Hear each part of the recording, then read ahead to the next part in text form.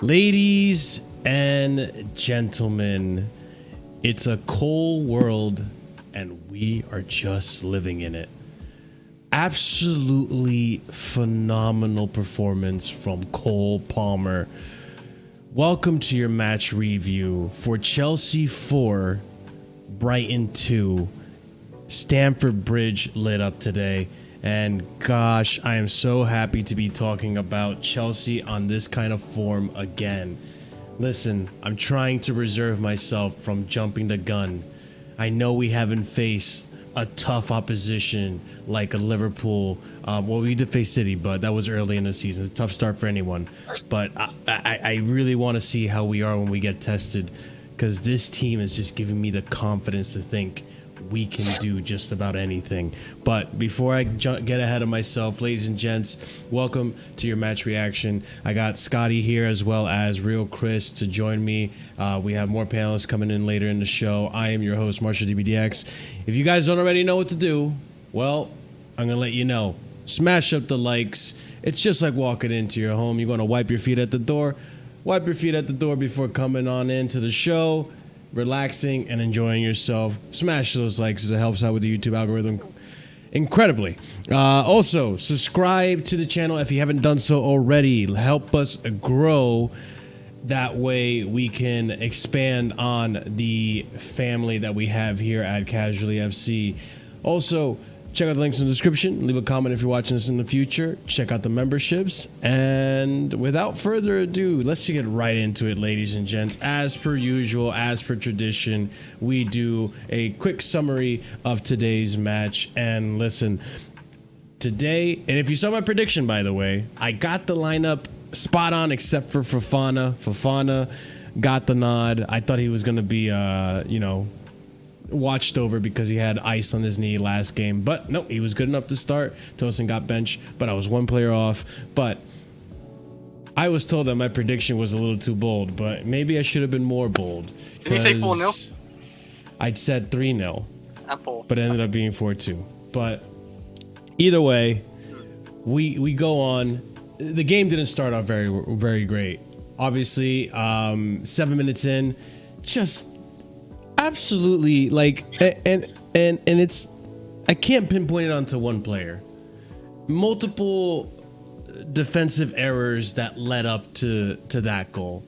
We have Noni not tracking back to help with Mitoma. Then you have Caicedo undecided. Colwell boots it out, but not well. And then Robert Sanchez, you had no chance at that. Stupid mistakes led to that first goal, and we're a little shook. We're a little worried. We know how the home fans are nowadays, little fickle. I was worried that it was going to get to the players, but you know what? You know who stepped up to the plate? Fucking Cole Palmer. 21st minute, gets himself a goal, and gets us into the game. And not even 10 minutes later, Jadon Sancho with a brilliant individual dribble into the box, gets himself fouled, wins a penalty. And who else but Cole Palmer takes it? And people in the Discord, I couldn't even believe I was hearing this, saying like, oh my God, he's going to miss it. He's going to miss it. No, this is fucking Cole Palmer. I believe I have a stat here. 13 out of 13 penalties since he started kicking penalties. Yeah, absolutely. So I don't think he's missed one this season. No, He hasn't missed one this season. He hasn't missed one since he started kicking penalties for Chelsea. It's absolutely wild to believe it. But this guy, consistent, gets a penalty. Then, again, 3 minutes later, free kick outside the box. And now this looks far. And we're wondering, like, oh, what free kick takers do we have? You know, Sterling's not there in the team anymore. We've seen Enzo do it, but Enzo's not stepping up. And we see Cole. And we're thinking, okay, give it a shot. Let's see what happens. And what happened was absolutely phenomenal.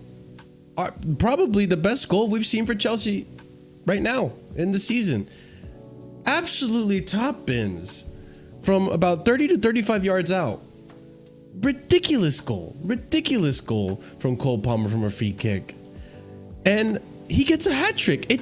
I was so blown away from the free kick that I forgot that Cole Palmer, that was his hat trick goal.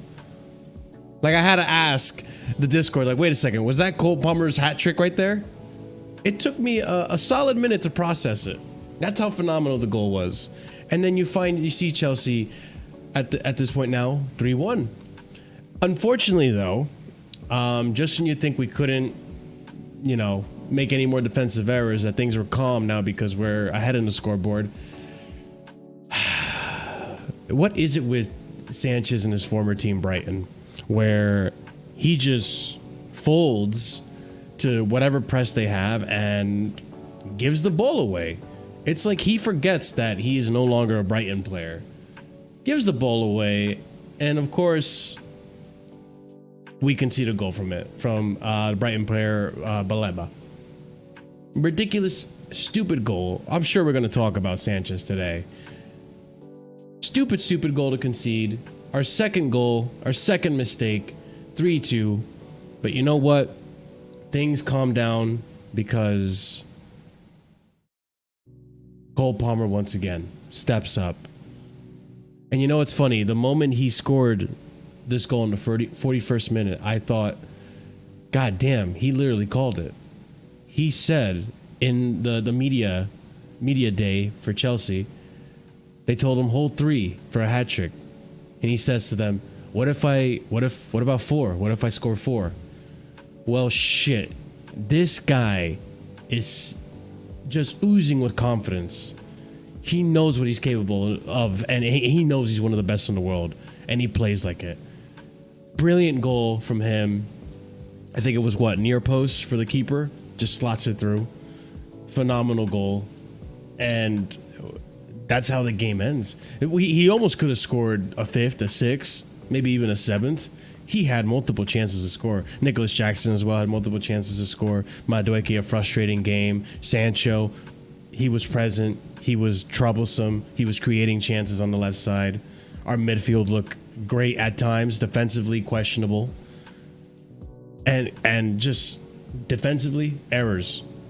A bunch of errors, which we'll discuss. But overall, this was a Brighton team that people had hesitance about. It was a Brighton team that people were worried about. This is a Brighton team, ladies and gentlemen, that were undefeated up until they came to Stamford Bridge. And just remind everyone, Chelsea were the ones that gave Brighton their first defeat this season. So, Enzo Maresca is doing a really fantastic job of convincing the fan base and the rivals that this is a scary team. But I don't want to get ahead of myself. I know that we need to be tested. But I'm really happy with what I'm seeing. Scotty, I mean, I said a lot, but I'm sure you have more to say as well. Your thoughts on the game, bro? No, I echo kind of a lot of what you said. I think it's the best we've seen of Palmer, like even outside the goals today. I think going forward again, like I can't put into like words, or like I can't express how unreal our attack is. Like even guys today who might not have been as good, like I actually didn't think anyone in the attack was bad or poor. I still think that, like, you look at Jackson, for example, still getting involved, still getting chances. Yeah. Like I know he was the one that assisted Palmer's first goal, by the way. I forgot to mention. Oh, that was he was so close, by the way. Jackson last season takes too many touches, and the goalkeeper collects that, or he tries to shoot that when blasted right at the keeper. Last season, I'm telling you, he blasted right at the keeper. But no, he was good. Like I thought everyone was good. Like it took us a bit of while to get into it. Like I thought 10-15 minutes. We were slow, and you could see that some players looked a bit like off is the wrong word. But like Caicedo was slow, Gusto looked slow. The whole back, actually outside of Cucurella, the whole back line kind of looked a bit off. But after we conceded, and then from about, I don't know what it was, about 19 minutes, we had about a 6-minute stretch where we had the Palmer chance where he hits the post, the goal. We had the offside goal for Sancho. We had another offside goal. Like within about 6 minutes, we must have scored or had about 5-6 chances. Like in behind that Brighton, and it's Brighton backline. Yeah, it was incredible. And then after we scored, like you could see the whole team just lifted, and that's something we haven't seen this season as of yet. I think this is the outside of City, which I don't count. It was City first game of the season. This is the first time we've gone behind in the game. I think outside of City, first I should say, and we came back. Like it didn't faze us. We conceded, and 5 minutes later we scored.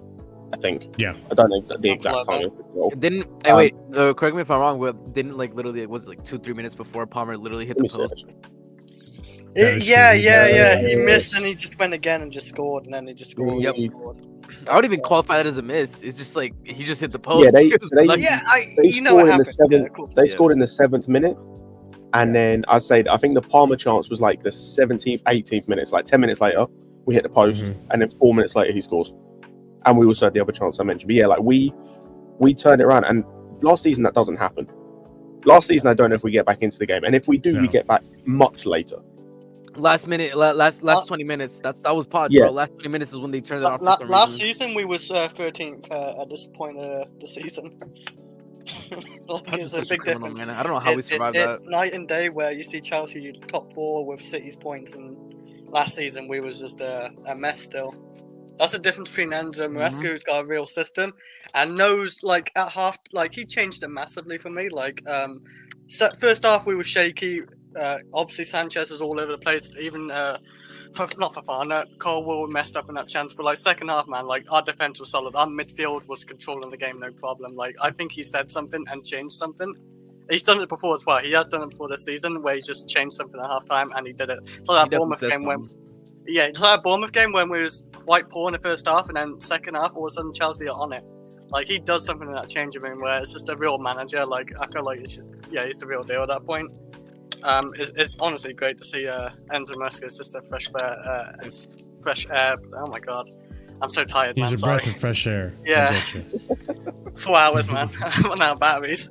Well, Chelsea got you exhausted, man. You know what I'm saying? Like I also think it's like with Cole Palmer, it doesn't really matter if he plays a right wing, 10.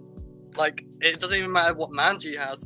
Enzo, Pochettino, he's just unreal. It doesn't matter if he's doubled up on or not. They say, they got double up on Cole Palmer this season. It don't matter. He's already got like 4 assists and 5 goals this season.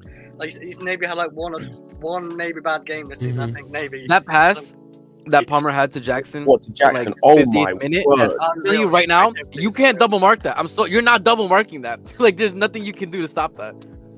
That was unreal. That was the passing first game. First time. I literally, I can't, bro.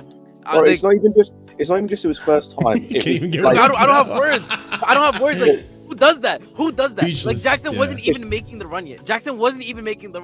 He hit the ball and forced Jackson to make the run. Like you know how insane your vision has to be. You're forcing your striker to make runs that they don't even see. Jesus, that's what De Bruyne does. Basically. That's the type of stuff De Bruyne and Fabregas do. I don't know what he can't do because his creativity is off the charts. His creativity is off the charts. His scoring is off the charts. Like I don't know what he can't do. Like playing with defense, he might have a good game at defense at this point. I saw Matisse tweet this earlier, and I completely agree. He's world class already. I don't care. Yes, he's world class. There's no question. Tell me a better player right now in the world than him on form since last year. I was actually having this conversation. RSM, it's funny you mentioned that. So I was on stream today. If you didn't, by the way, check out Chelsea Fan TV. Me and Cam were on a stream on the watch along, and we were having this conversation about the Ballon d'Or. And I said it's almost unfortunate in a way he plays for Chelsea. Yeah. Not before people clip that and take that out of context. In terms of the Ballon d'Or, if he played for a better team, like taking out team trophies, individually. Like and the mad thing is, he doesn't even have to play for the best team. Imagine if he played for Liverpool and was getting the same record, doing the same thing, he'd be in Ballon d'Or contention. Yes. The only reason he isn't is because he plays for Chelsea. That's the only reason. Out of Europe. That's really what it is realistically. I mean, he had a shitty manager last season. We weren't going to do shit with him last season. And now we've got Enzo Maresca. He could start winning trophies this season and helping Chelsea get top 4 quite comfortable because we are looking just on it. I don't know, like, like we got Nottingham Forest next or something, I'm thinking easy win. Like it doesn't matter who we got at this point. I think we give Liverpool easy good go as well. It just Cole Palmer, Neto, and Cuckoo, Jackson, Sancho. Like, by the way, Sancho, United had to be the most dusted. Oh yeah, hold that. Oh, bro, United is a dusted institution for giving us Sancho. That's funny as fuck. But like, there was a moment. Do you know what's funny? Is all I've been hearing as well about the Sancho thing as well is and it's mainly come from United fans, obviously. But like, still hearing that maybe he's not fit. He doesn't do the tracking back stuff, bro. There was a moment I think in the first half. I think this was like 15 minutes into the game. This is when we were having our struggling period. Bro, he tracked back, won the ball off someone, and drove forward with it. Yep. And I was like, bro, there's no fitness problems. No, he just hated Ten Hag. He just hated Ten Hag. Like, this is what it is. Yeah, I'm not surprised. I would too. Fuck that guy. Like, it's like when you're in school and you have a shit teacher, you don't want to do the work. But when you have a teacher that you actually enjoy, you do the work for the class because you enjoy the class, you enjoy the teacher. It is what it is, bro. Yeah.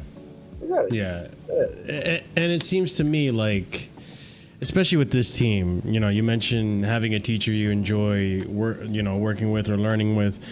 It seems like this team the whole team is bought into the idea of Maresca. Yes. Like, you even have, like, despite what he looked like in attack, this Noni Madueke, compared to last season, you see how much he's doing off the ball defending wise. And you're seeing how we've improved as a team defensively. And and you know what, this won me over a lot. The fact that, we're sitting here in the panel asking ourselves, like, dude, I really think Nkunku and Jackson need to play together. So on and so forth. Goes to show how much of a fucking casual fan I am, because I'm thinking attack. Yeah. This man is thinking about the defensive aspect of the game, because very much like, and I was thinking about when Tuchel first came into Chelsea. You guys remember how good our gegenpress was? Like, we were the best in Europe when it came to just high intensity gegenpress. Yeah, bro. Literally, statistically, yeah. Like, he came in and just instilled this idea of, like, you guys need to press high up the pitch as much as possible and win the ball and score off of transitions and all that.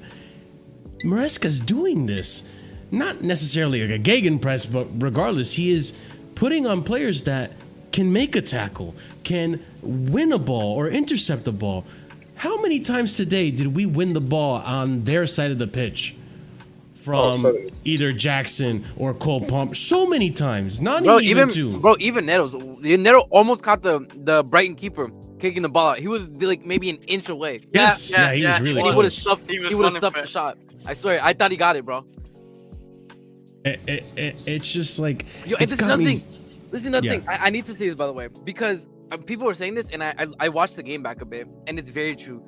The way that Brighton were literally playing on the halfway line was similar to how we were playing, to how Spurs were setting up against us, right? Obviously, it's not 9 men, but in essence, in defense, it was, right? In that game, Poch was telling them, do not play the ball over the top, just recycle it through the back. If Maresca was such a rigid tactical manager, we would have seen that. But he basically told them, like he said, listen, fuck it. If they're gonna play at the halfway line, send the ball over. We're gonna beat them for pace. That's what he's tactically adaptable. Like, I don't know, what was he doing at Leicester City? That Leicester City fans were like, he's so rigid, he's not gonna find any other ways to play. Maybe your team just wasn't the type of team he wanted to have. I don't know what it is. Taking their words back now, because I'm seeing Leicester fans actually said, "God, we got such a bum of a manager now." Bro, no, they literally said they went from like an iPhone to a brick Nokia. Yeah, something like that. Yeah. Yeah, I remember seeing that. Yeah, pretty much. You don't know what you had until it's but gone, like, and that's the thing too. Like, and I'm sure we'll talk a lot more on Maresca today, but like, the fact that the way we started that game, once we conceded that goal, it's almost like a switch went off and Maresca was like, oh, they're going to keep playing this high line. Enzo, Caicedo, Cole, booted over the top.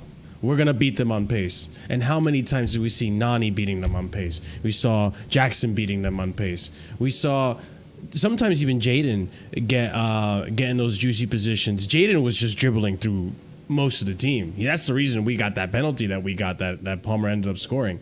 Whoever was their right back, that brother was getting cooked.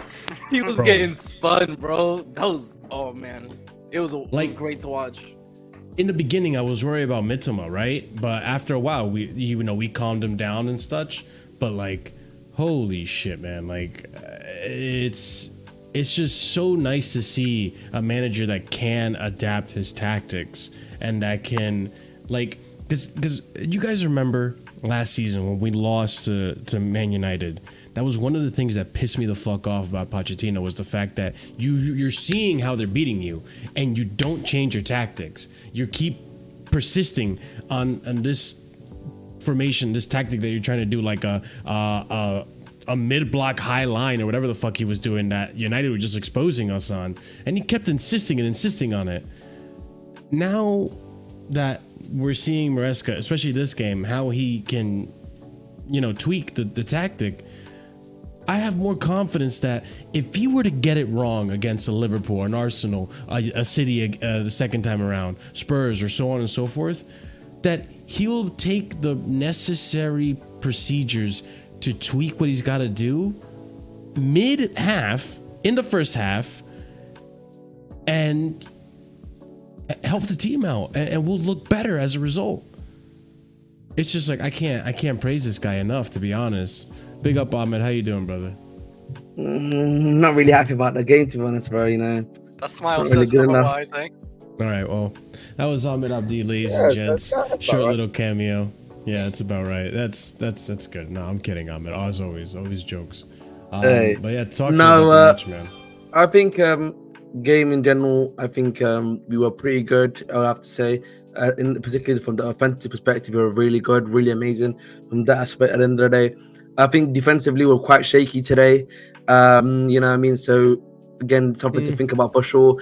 And I think we were kind of getting torn apart at times in the midfield. And I just think, again, a lot of that just comes down to, I think, just a bit more composure from the lads. Now we've got Lavia back, I think that'll be less of an issue, because we can at least get another guy in there now that can control us a bit more.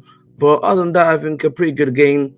Again, one criticism I do have to say, when the VA came on, I think he did a much better job at controlling that side than Kukurea, because they're really targeting Kukurea a lot on that side. Why do you know what I mean? bro? You know what I mean? Why So, do you do this? Very good. What is with you and Cucurella? Why do you do this, bro? You can't help it.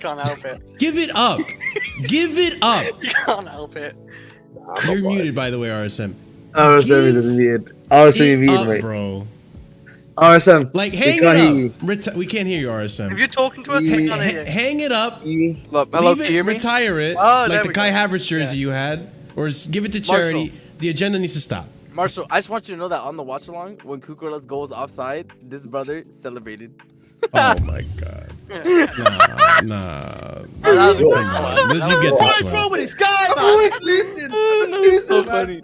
Every time I win, I just lose. Oh, and look, this is perfect timing. Andrew, yes. Big up, Andrew. What's going on here, man? We got a Viking in the house. What's going on, man? Big up, man. Big up to my guy, bro. This is called facial hair. You wouldn't know anything about. Hey, man. Thank you, man. You know what I mean? Big up to you, man. Big up to you, man. I'm just saying. No, but wait. One more thing, Marshall. Right before I forget, what you said right now about him, like if something doesn't work, for the next time he's gonna fix it. We're gonna figure that out right quick. Because we play Newcastle, and then right after we're gonna play Newcastle. We play Newcastle in the Prem, and then we play Newcastle in the Cup. I looked at the schedule; it's run right after the other. Yeah, I think it's like 2 days apart, right? Or 3 days. So if something doesn't, so let's say something doesn't work in that first Newcastle game, he's gonna be able to prove your statement that he's willing to change something for the next game very quickly. There you go. Yeah, and time will tell. There's so much to say. I'm trying to gather the goals so we can kind of go over them and discuss them. But Andrew, I mean, give me your thoughts on today's match, bro. Andrew, you there?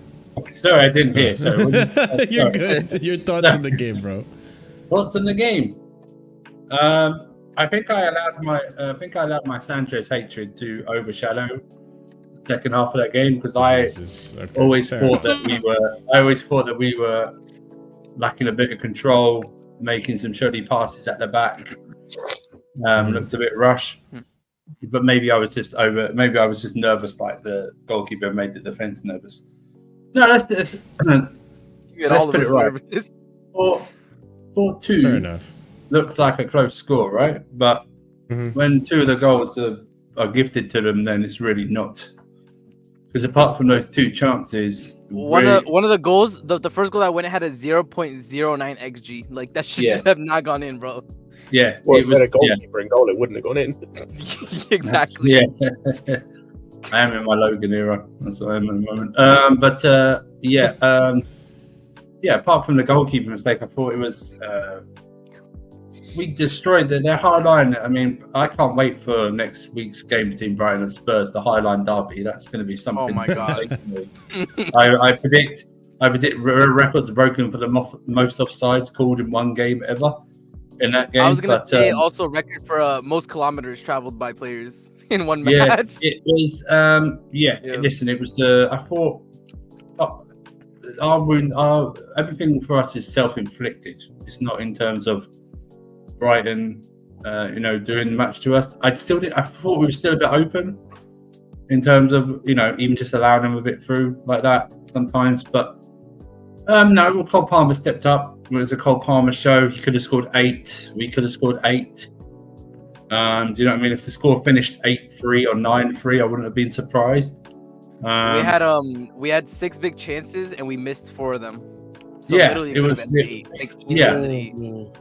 I mean, I think. Well, I will say I think Madueke should be on bench for a bit. I agree. His time's done at this moment in time. It's all fizzled out now. They'll no living off the Wolves hat trick anymore. You can't do that. It's done. But Enzo played well today. Caicedo played well today. I thought, it was just one of those. It was a weird game. I've got to be honest with you, especially that second half. It's very weird. It was. I don't know whether. I don't know. I might need to watch it again because I think the Sanchez hatred in me just overshadowed what I was thinking. Because I was on Sarcasm City and I was going, I need a 5th goal to feel comfortable in this game. Do you know? I need a 5th goal. I was thinking that for a lot of it as well. The blunder definitely made me feel nervous. I'm not gonna lie. I mean, but the thing is, I think I just allowed it. You're right. They didn't really. One save I think Sanchez made. It was anywhere he made decent. one good save, I thought. Like that's bad. No, he made one decent save. I think it was once it was a hard shot to the bottom left. He made a good save there. Yeah.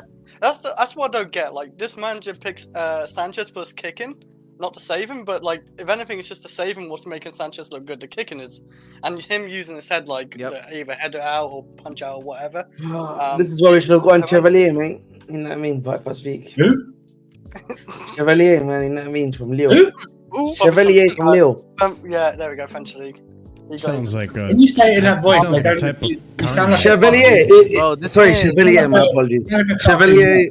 You know what I mean? Ahmed is an I'm loving it merchant, bro. I just realized, Yo, bro. Ahmed, I'm pass a loving it merchant. Crevassier, Every bro. player I you can mention say is different loving it. types of brandy too, bro. Yeah, I'm sorry, but listen. I've seen that. No, listen, man. I got my Cavossier right here, actually, ironically, man. I got a new bit of That's brandy. hilarious. I Yeah, was but joking. the thing is, in the second half, Got my favorite punch, boys. You know what I mean? There we go, man. There we go. Go ahead. Hey. Are you talking to us, or do you not realise the I mute was going button? to say that was lots of words. What is this? What are you describing exactly? I mean, you're okay. No, but I think obviously I know you guys are talking about Sanchez. I just think my issue always with Sanchez is that I don't feel like the defense is ever comfortable with him around, and that's just like fundamentally the issue that's like this fundamentally the issue that we have, right? And I don't know how much realistically Jorgensen is going to change that for us because we haven't seen that yet. Ahmed on that one, yeah. You know what I mean, in action, right? And so we have to wait and see that actually take place. But this is like again, something that we've known about for a while. But I think, can we get top 4 with Sanchez as a goalkeeper? I would say so. I think the reality is going to be when we are trying to hopefully go for a title. We just need to realize that Sanchez is not the guy. Well, let's see it because you got. I don't think we need to realize. We have fans to realize that. I'm being real with you. On paper, after the international break, is the hardest test of hardest run on paper. We've got Liverpool, Newcastle, Villa, Arsenal. Tottenham? After that, no, Tottenham's not. Man said Tottenham, you know. Yeah, Chris, you're not a Chelsea fan, bro. They're not Arsenal. I think it's United. I mean, Oh, United. we'll Got go Arsenal and United. I think obviously it wasn't Villa, it was United. But yeah, that's how hard that. Well, not it's hard. United shouldn't be a hard one, but our record up there is terrible. But we'll see after this if he sticks with Sanchez, which I presume he will do. And let's see if Sanchez hopefully can get through these games, because these games are going to be the ones that are tighter than today's game and the previous games we've had. Yeah, these ones that any errors will pop up will be highlighted even further because of the toughness of the game. So we'll see. I wish I could find a play. I can't find it. The door's open, Cat. But the door's open. The door is open. Cat. Huh? Andrew's cat is the hot cat. Cool hot plan. Cool hot plan. Yeah. The door's wide open. Talking to his cat like he's talking to Jackson. I'm just saying, it's wide open. You know, I do want to say something. I know you just said Jackson. Yeah, we should actually speak about him a little bit. Well, hold on. Before we speak on Jackson, because I do want to still dwell on the Sanchez topic, right? I agree with Ahmed. I don't think Jurgensen's the answer. At least maybe not now. I haven't in the 3 games Jurgensen's played. I don't know. Yeah, no. Listen. Obviously, we were all waiting for Sanchez to make a bozo mistake. We all knew he had it in him. It just happened. And you know what? Coincidentally, I don't know if it's a Brighton thing or I don't know if it's just a Sanchez thing. It just happens to be against Brighton again. Because we saw this last year. He did the same thing last year against Brighton. We won that game, but he nearly... Just straight to a Brighton attacker. To Brighton. Yeah, you know what? RSM, statistically, he's improving. He only passes to a Brighton player once today. All jokes aside, though. I just haven't seen enough from Jurgensen to come out here and say, like, you know what, he needs to play over Sanchez, because there's already people saying that play Jurgensen, and I'm like, no. I don't think Jurgensen's the answer either. I think we should have gotten another goalkeeper. I think we will still get another goalkeeper. We must. But I think like Sancho said, not Sancho. I'm sorry. Like Andrew said, I think he's gonna play again, and I don't know where that came from. Sorry, Surfer. I think he's gonna play again, but if he does make another mistake, especially a crucial one that's gonna cost us the game, I can see Maresca like Arsenal giving Jurgensen it. Yeah, like Arsenal last year. I mean, when I watch Jurgensen.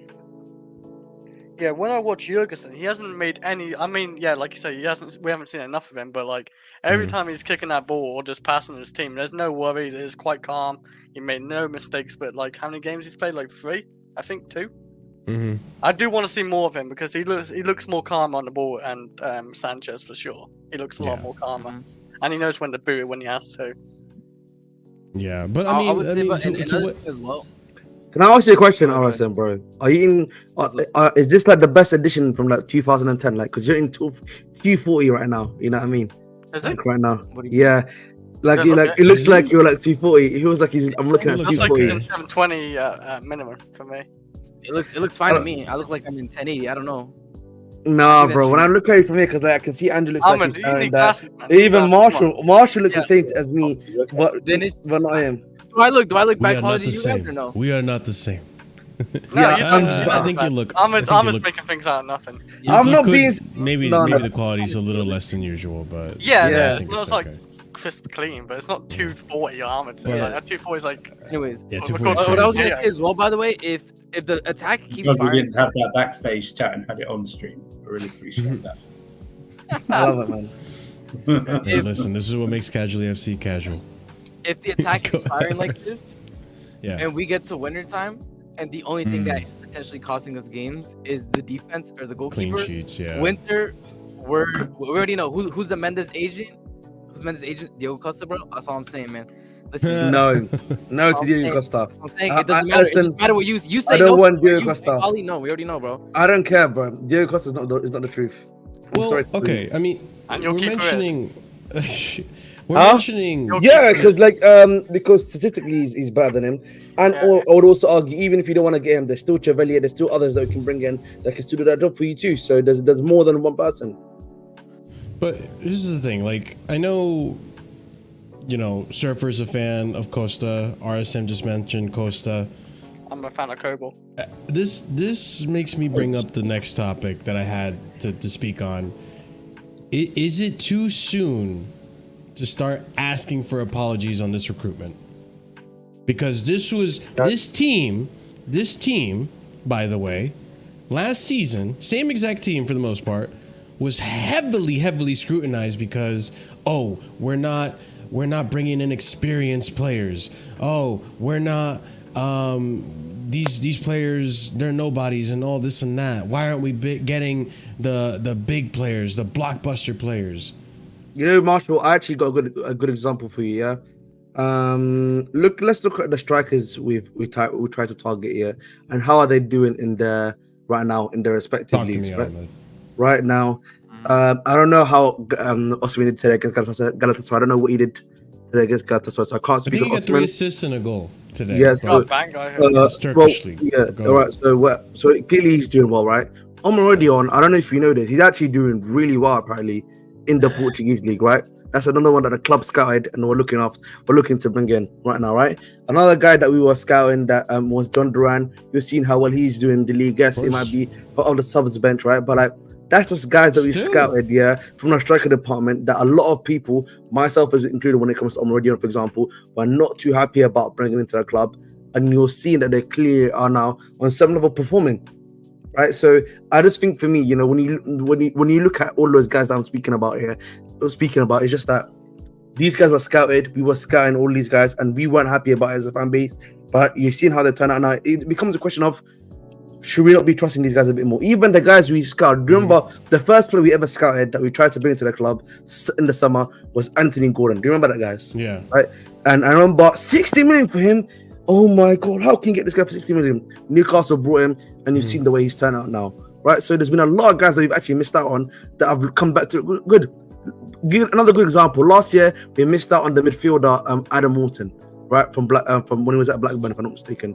And look how he's looking like a guy that's going to be sold for 90 to 100 million pounds. So I think when it comes to scouting, at least Chelsea, our scouting department is looking great at the end of the day. They actually know that the guys are out there before they're even there. Yeah, I mean, this is the thing, and even Barcola. Thank you, Staff. Thank you, Barcola right now. Barcola last season. Barcola last season. You for just mentioning your name. You know what I mean? The reason why I put Madueke in the league, he's doing the same thing. No, he's not. Barcola stinks. The reason I mentioned it's just a younger version of Dembele, bro. The reason I mentioned this is because I know Costa was mentioned, but I feel like now, and considering we were linked with Mamardashvili not too long ago, and we saw what he did in the Euros with Georgia, and what he's potentially going to do. I think he's at Liverpool right now. When Alisson's not able to play, what he's going to do at Liverpool? He's actually on loan to Valencia. Okay, got it. So, do you guys like if in the we did get Penders and there's a few other, but if we were to get another goalkeeper, an unknown entity, would you guys trust that this is a keeper that's good enough for us to challenge next season? If we were to have that discussion, if it's an unknown entity, you can't. I can't trust so. Yeah. Isn't that? I think at this point you have to. Hold on, Ahmed. Relax. Isn't 1-2 touches? Ahmed, remember 1-2 touches. Marshall, isn't that what we have in Jorgensen? Yes, but I don't know. We have yet to see from Jorgensen. You're right, though. That is what we have in Jorgensen. An unknown entity. I don't think Jorgensen. Well, whoever they buy. But the thing is, if we get somebody in the winner, it would need to be a number one because we want to push for the league. Yeah. The thing is, we have a lot of four. It would be for somebody to be top 4 or the league, so it would need to be a big name keeper. RSM. I don't think it would be another unknown. We have a lot of goalkeepers. We have Jorgensen. I know. There's Slonina that's out on loan as well. I hear you, but this is what I said. I don't listen. I don't know if you heard what I said before I came, but at least if we get to winter time and our attack is firing, but the thing that has been costing us is goalkeeper errors, right? Yeah. Then in the winter they're going to sign a goalkeeper, a big name one that can get us over the line for whatever we're aiming at that point in time. True, but Maresca is also a manager that is you gotta earn your place. To be fair, Sanchez is like first, I would say, major howler this season. So, well, regardless, Strike if one. he keeps doing this, Jorgensen will get his shot because Maresca is someone who works off merit. So, I don't know. We'll see ultimately. But I think title talk is still way too early to talk about. Let's wait until January, and if we're 5 points Well, no one was talking about any title. No, but wait, but that's literally what I just said. Like I said in January, depending on where we are in the league and how things look, if the only thing really holding us back, right? If the attack keeps firing and the only thing holding us back is the defense and the goalkeeper, those are the two positions that they're gonna get short up and they're gonna leave striker to the summer. Yeah, listen, I trust. I mean, we'll see about this ownership, but like, they seem like the sort of people that if we're in a position come January to actually push and win the league, they will sign the required players that we need. Because they've splashed so much money that why would they stop now if we're so close potentially to win the league? So, yeah. Well, I mean, I don't think we're going to splash nearly as much money as we have in the previous 4 windows, but we will bolster in positions that need to be bolstered, and there's always going to be like improvement or a backup that, okay, you're next in line. So like I'm talking down the line, right? Like Jackson, you did well for Chelsea. Gui is ready to step up and take the mantle, and there'll be someone behind Gui. Like I think we have if we keep going at the rate we're going, I think we have a good succession for each position in the case that we get a good offer or these players end up not working out or they just played their contract out. But going back to the whole recruitment thing, I'm seeing that the way this team is playing now, and I'm seeing how they recruited. And one thing that stands out to me, we're looking at this match. Cole Palmer took it by the scruff of the neck. Last match against West Ham, we had Jackson took it by the scruff of the neck. Borough, we had Nkunku take that by the scruff of the neck. The match before that one, Jadon Sancho comes in, and he just makes the game his and gives us a chance that Nkunku ends up scoring to win us the game. I'm seeing a team now with these players that can just have these moments and they have so much talent that they can just take the game and make it theirs. And it makes it so much more relieving for me as a Chelsea fan who last season, and I remember we had this discussion here on Casually, last season we were worried like, dude, if Cole Palmer gets injured, we're fucked. Now if Cole Palmer gets injured, I'm thinking, okay, we have a João Felix or we have an Nkunku that can play in the 10 if need be. Yep. So on and so forth. Like we have these players that can step up and just make the game theirs. Like we didn't have Madueke didn't have the best performance today. Let's just be honest. But the fact that Cole Palmer was able to just score 4 goals, no one's really paying attention to Noni. Obviously, we're going to analyze the game, but like no one's paying attention to Noni. No one gives a fuck. Or even Jackson. Jackson, who missed a decent amount of chances. I am paying attention to Noni, man. He needs the whole bench. He's terrible with us. Well, let's talk about Noni, because that's a player I want to talk about. No, but Marshall, you are right, because I even said this during before the season started that until like the players fully figure out the system in any games that we may struggle in, we have enough firepower to work our way through it, and we've seen that over the past few games. Sancho against Bournemouth, Jackson in the last game, Palmer today. That if we're struggling, we go 1-0 down, or we can't break down a low block, eventually we will find our way through because there's just too much individual quality not to. So, no, 100%. Now we have to have the discussion though about Noni Madueke though. 3 games. Marshall, he's English, by the way. Mention that, please. What's that got to do with anything? I don't know what that has to do with anything. Hey, hold that, man. That's all I'm saying. Hold that, sir. Not English. He would still be. He'd probably still be Ireland's and Nigeria's best player if he played. He's not Irish. He's not Irish. He would be Ireland's and Nigeria's captain. He's not Nigerian as well. He's English. I said he would be if he played. He was. wouldn't. I guess we'll Selective, never know. very selective You would, hearing you from would. Prime. We'll never know. I guess we'll never know. I guess we'll never know. I mean, I think, Scott, maybe you disagree then. I think after this game, I think it's time to give Neto a few fair shots at right wing. No, I Because since the Wolves game, defensively, he's been up better than last season. Today, questionable at times, but defensively, Nani's been better. But it seems to me right now that he's frustrated with the way he's playing. And it's clouding his decision making because he's trying to go for a goal so desperately, and you can tell.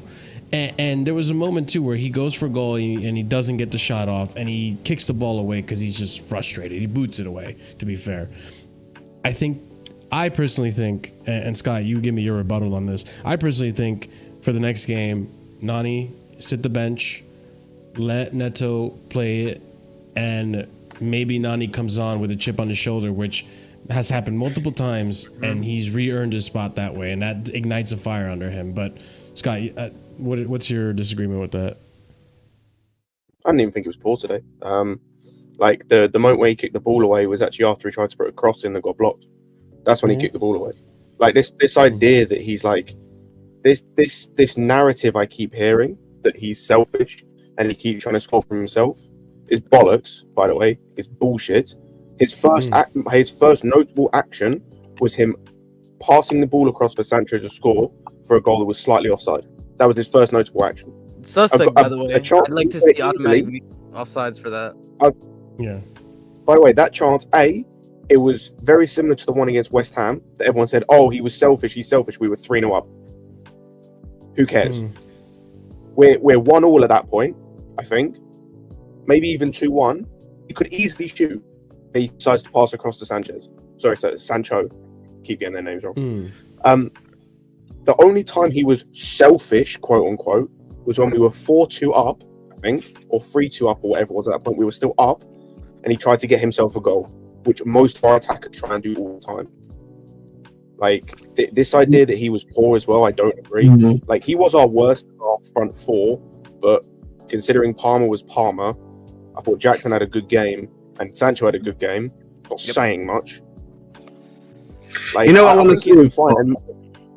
Sorry, just before you go on, but the thing for me that the reason why for me Madueke stays in this team is because I'm yet to see anything from Neto that says I deserve a spot in this team. Outside of a goal against Barrow and assist against Wolves, Neto has done nothing of note. He admitted it. You know what it is for me. You know, one thing I don't. Whenever we have these Madueke conversations, I think a lot of people really underappreciate the level of work rate they actually has to do defensively compared to maybe what Sancho needs to do defensively, right? Because again, Augusto just come back. The last two games he had obviously Fofana there, and then Disasi there as well, right? So it's rather, I feel like we're kind of unfair in regards to why do we not see him give out that much level of attacking output. I think the other thing that we need to realize, I think in this game in particular, I don't think Madueke was that bad. I just think because Sanchez has been performing so well, they've been passing to him. Palmer's also left-footed. He usually just passes to whoever's there too as well because he's playing so centrally too. So the whole attacking line for us has been going through Sancho and Palmer essentially. Let's say Madueke, because Madueke's not even getting that many touches, if that makes sense. So we'll see. I think Neto can do that off the ball job. I've seen him do it like Madueke. So I'm sorry, I'm not having that. I'm not having that off the ball stuff. I can see Neto. I can see Neto doing that. So it's one of those things. Madueke, it's fizzled out since Wolves. I'm sorry, performances have been shit since Wolves. Absolute shit. I don't care what anyone says. They've been rubbish. Not impactful. It's negative impact. That's what he's having on the attack. Negative impact. That's what he's having. So I'd rather give Neto a bit of a run. Not complete 90 minutes, obviously, but give him a starting run. Madueke's fizzled out like a cheap firework at this point. You know what I mean? So let's I'll be real. If what we're saying for Madueke right now is poor, then cool. If Neto starts, I'm expecting like 2 goals or two goal contributions minimum. I'm expecting him to make Madueke. Hang on. No. Madueke's not offering that, so why would you expect it of Neto? Because you're saying that what we're seeing from Madueke is so poor that if Neto comes in, I'm expecting a much better performance. Because I don't think Madueke's been poor. I thought he was decent. I'm not saying he would lit the world on fire. I think he's been decent. But if say he's poor, cool, I'm expecting a much better performance from Neto to the point where, cool, I'm expecting multiple goal contributions. Because that's evidently the level that he has to hit to be in this conversation if he's had a good game. I'm saying being impactful. Madueke's not been impactful since the Wolves game. Like, no, I agree. Like, even in assists, like Sancho, as he's coming up with assists, he's coming up with a penalty, right? Like, Noni, the unfortunate reality is, like, with the way that the system works, you need to come up with at least some GNA. Not every game, but even every other game. But Noni has done. For competition for places that we have, if that's what you're expecting, fine. The competition places, they should all be expected to make a better impact, or a much more, or contribute more. No, if you place that on all of them, I have no problem with that. You know what I mean? They should be expected to, the way we're playing, they should be expected to impact positive like that. But I need to know, I think Madueke's, I'm not saying bench him the entire season, I'm just saying he's had a run. Let's try out someone else now, see if that's something Neto doesn't do. Go back. I have no problem. That's the whole point of this selection and this squad, is that we're not anchored to a starting 11. Do you know what I mean? We're anchored to maybe 6 or 7, but those type of places we can rotate. Do you know what I mean? I presume Neto's going to play on Thursday, and Madueke will play on Sunday anyway. How it's probably going to be. But I would just like to see the run. Especially he's got to make. I'll tell you what he has to do after the international break. He definitely has to up his game offensively on that run after the international break. Yeah, who does Noni or Noni after the international break with that run, he has to impact. Unless we're like, he has to contribute more. I'm sorry, attacking wise. Yeah. Go ahead, Primes. Yeah, with Madueke, it's not even that he's been poor, but he can be a lot better. Yeah, a bit harsh as shit. I mean, he was But here's the thing too, like, go ahead, Prime. I'm sorry, I thought you were done. No, I wasn't sorry for this interruption. No, with Madueke, it's not even that he's been poor. Prime, we get it. Hold the thought. Let the man finish his statement. No, he don't deserve it. He don't deserve it. I made didn't see that one. This is a rivalry greater. This is a rivalry greater than Arsenal City. He took him out. Prime, go ahead. Oh, you killed him. See, this is why we sent Sterling out. This is why we sent Sterling out on loan, man. Ahmed, you should go on. Anyway, tell him again. Like I was saying before, Ahmed Sterling ruined our pattern of play. With Madueke, he can be doing a lot more in this attack, and he's just not. So why don't we give the other players on the bench a chance to go out and actually play? Like, what I'm seeing from Madueke, it's not even that he's been poor. I think he's still been okay, but like, people were criticizing other wingers that we've had in the past for doing the exact same thing Madueke is doing. It's off the ball work that he's doing. Willian was doing the same thing and people killed him for it. But the thing is, we didn't have other options to bring off the bench. Now we do. Let's play Neto for a run of games and see what he gives us, playing with Palmer, playing with our better first team players.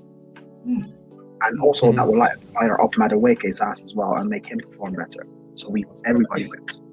I don't get this thing of, Madueke shouldn't be dropped because, Neto, he only scored against Barrow. Like, Madueke scored against a vet and he's earned his first team spot. That's not fair.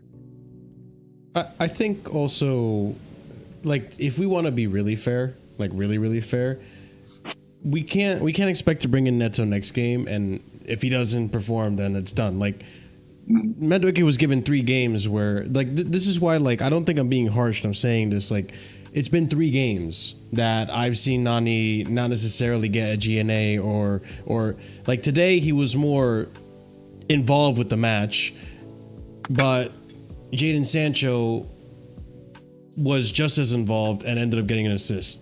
impacted the match in GNA in some form. I know not everything is GNA, but I would like to see two games for Neto and see what he can do in those 2 games that could potentially affect the scoreboard. And not only that, too, like one thing that needs to real quick, Prime, real quick before you go. One thing that I feel like no one's mentioning is that the games that we have seen Neto play in the Premier League, they haven't necessarily been on his preferred side. There was one game where he did play on his preferred side, but it was like a few minutes. No, we're not doing this. Most of last season he spent for Wolves. In fact, most of his time at Wolves has been spent playing on the left-hand side. Okay. I'm pretty sure the man just does. I'm not doing it. Like I'm not doing this nonsense. We didn't do it for Sterling because it didn't matter because Sterling was meant to be both sides. We wouldn't do this for other players if they played both sides. I'm not doing this nonsense. Oh, his preferred side. Fuck that. He's meant to be good. He's meant to be an improvement on what we had already. But I'm not doing this nonsense. Saying he's the right wing competition. Wait, can I ask you a question? Arma's getting cooked in the chat. What am I getting cooked for? Osimhen's scored 2 goals. I just realized. Yeah. Again, I'm not being cooked for anything. But bring it up. Osimhen scored 2 goals. Congratulations, he scored 2 goals. Meridian's got 4 or 5, if I'm not mistaken. You know what I mean? Duran's got more goals than him. Yeah, we don't need that fraud in a way. Thank you. Neto, please. You see, hey, Ahmed Sterling, why did you have to run across the play, man? Let them cook. They're playing. You know what it is, bro. Listen, man. You know what's crazy? You know, this is coming from a guy, you know, whose striker Osimhen couldn't do it for him in the final. So why am I surprised in it? So has your country made it to a final? That's nasty word. I didn't need to. I don't even listen. I'm not here to participate. I'm here to win. Yeah, of course. Your country doesn't participate in anything. That's why you're listen. Winners win. Winners win. Oh yes, you've been AFCON this many times, woo, and not won anything. You don't win. You don't win. Hey, did you say boo-wee? Ooh-wee. Oh, ooh-wee. Sorry, I thought you said I heard a hard book. Marshall, send him on, please. I beg you. Send him to Egal's channel, please. Send him on. Listen. Just much like Chilwell, we can't find a team. We can't find a team for Ahmed. No. Ahmed wants to fight his way back to the starting 11, just like Chilwell, bro. No need to get started. No. Don't need to. I mean, listen, I'm a star of this team no matter what. Huh? He said no matter what, too, bro. No matter what, I'm a star. Just because you were bought before the takeover. And hey, listen, let them know, Staffy, bro. Yeah, he won the most AFCONs, yeah. That's what I thought. It's not Nigeria. It's not the Eagles. You know what I mean? It's the North Africans. It's Somalia. I've never. Yeah, bro, Egypt cooked. Did you not know that, bro? Like Egypt was a dynasty, dog. Like they were insane. I've never. Egypt had like they were at least. Joe, have shame. We're not starting chucks for it. We got bad praise in him. I've never claimed Nigeria. You know what the funny thing is, guys? We've won. That's why people judge Salah. I've never claimed that Nigeria is the biggest nation in Africa. But the thing is, Ahmed's trying to claim the North dominance. Somalia's never competed. Just because I'm not competing. I have competed. You guys need your own channel. The Ahmed Prime show. Where we get back to anyway. So the man just sees Neto on the right anyway, not the left. He said he sees him on the right. Yeah, he literally said that. So unless left nonsense, he sees him on the right. That's what he said. So the left is Sancho, and then by some considerable distance, Mudryk, who once again came on today and did absolutely sweet FA. Andrew, you want to know something crazy, by the way? I was doing player ratings and I had like my Photoshop file up with everybody, and I completely forgot to add Mudryk because that's how little I saw him. He had the most significant thing I saw him do today was being offside. That's the most significant thing, and I couldn't believe he was that offside. He's that stupid. He couldn't look across the goddamn line and see that he was offside that much. Honestly. It doesn't make you. I can't lie to you, man. I just don't understand why he's starting. Like, what does he add to the team? Like, you might as well. So, like, why did he come on? Like, honestly, you should have just gone João Felix to play on that wing, Brian. He would just do a job for you there. I think it's obvious. I think Thursday João Felix is obviously going to play and stuff like that. We would have in the final few minutes had the game won. I don't know. I would have. I don't know what I would have done really, but. Mate, it's just to get maybe you don't feel like Sancho's even ready to complete 90 minutes yet, or it was weird because substitution was like 70-something minutes or something like that. So it was a bit weird. I will say this though, like for Madrid. Tariq George, put Tariq George on. No, don't put him on. Can't I will say this for Madrid. Like, I don't think he was given the ball enough when he came on. But then again, it's just because the players don't like really trust him. Anymore. They don't rate They're him, bro. playing So you asked your own question, didn't you, bro? You already know the answer. They didn't ask you. So, like, I mean, why would we make? Everyone knows this already. That's the question. What's wrong with you? I'm amazing, mate. What's wrong with you, mate? I mean, everyone knows the answer. Like, I mean, it's not nothing new. Did you wake up on the wrong side of the bed? I wake up on the side of the bed. Yeah, no, I'm amazing, bro. It's just like, you know, this is nothing. It's nothing new. We already know that, bro. Like, you know, can we get some better material? Did you not eat your frosties this morning? God damn. You know what I mean?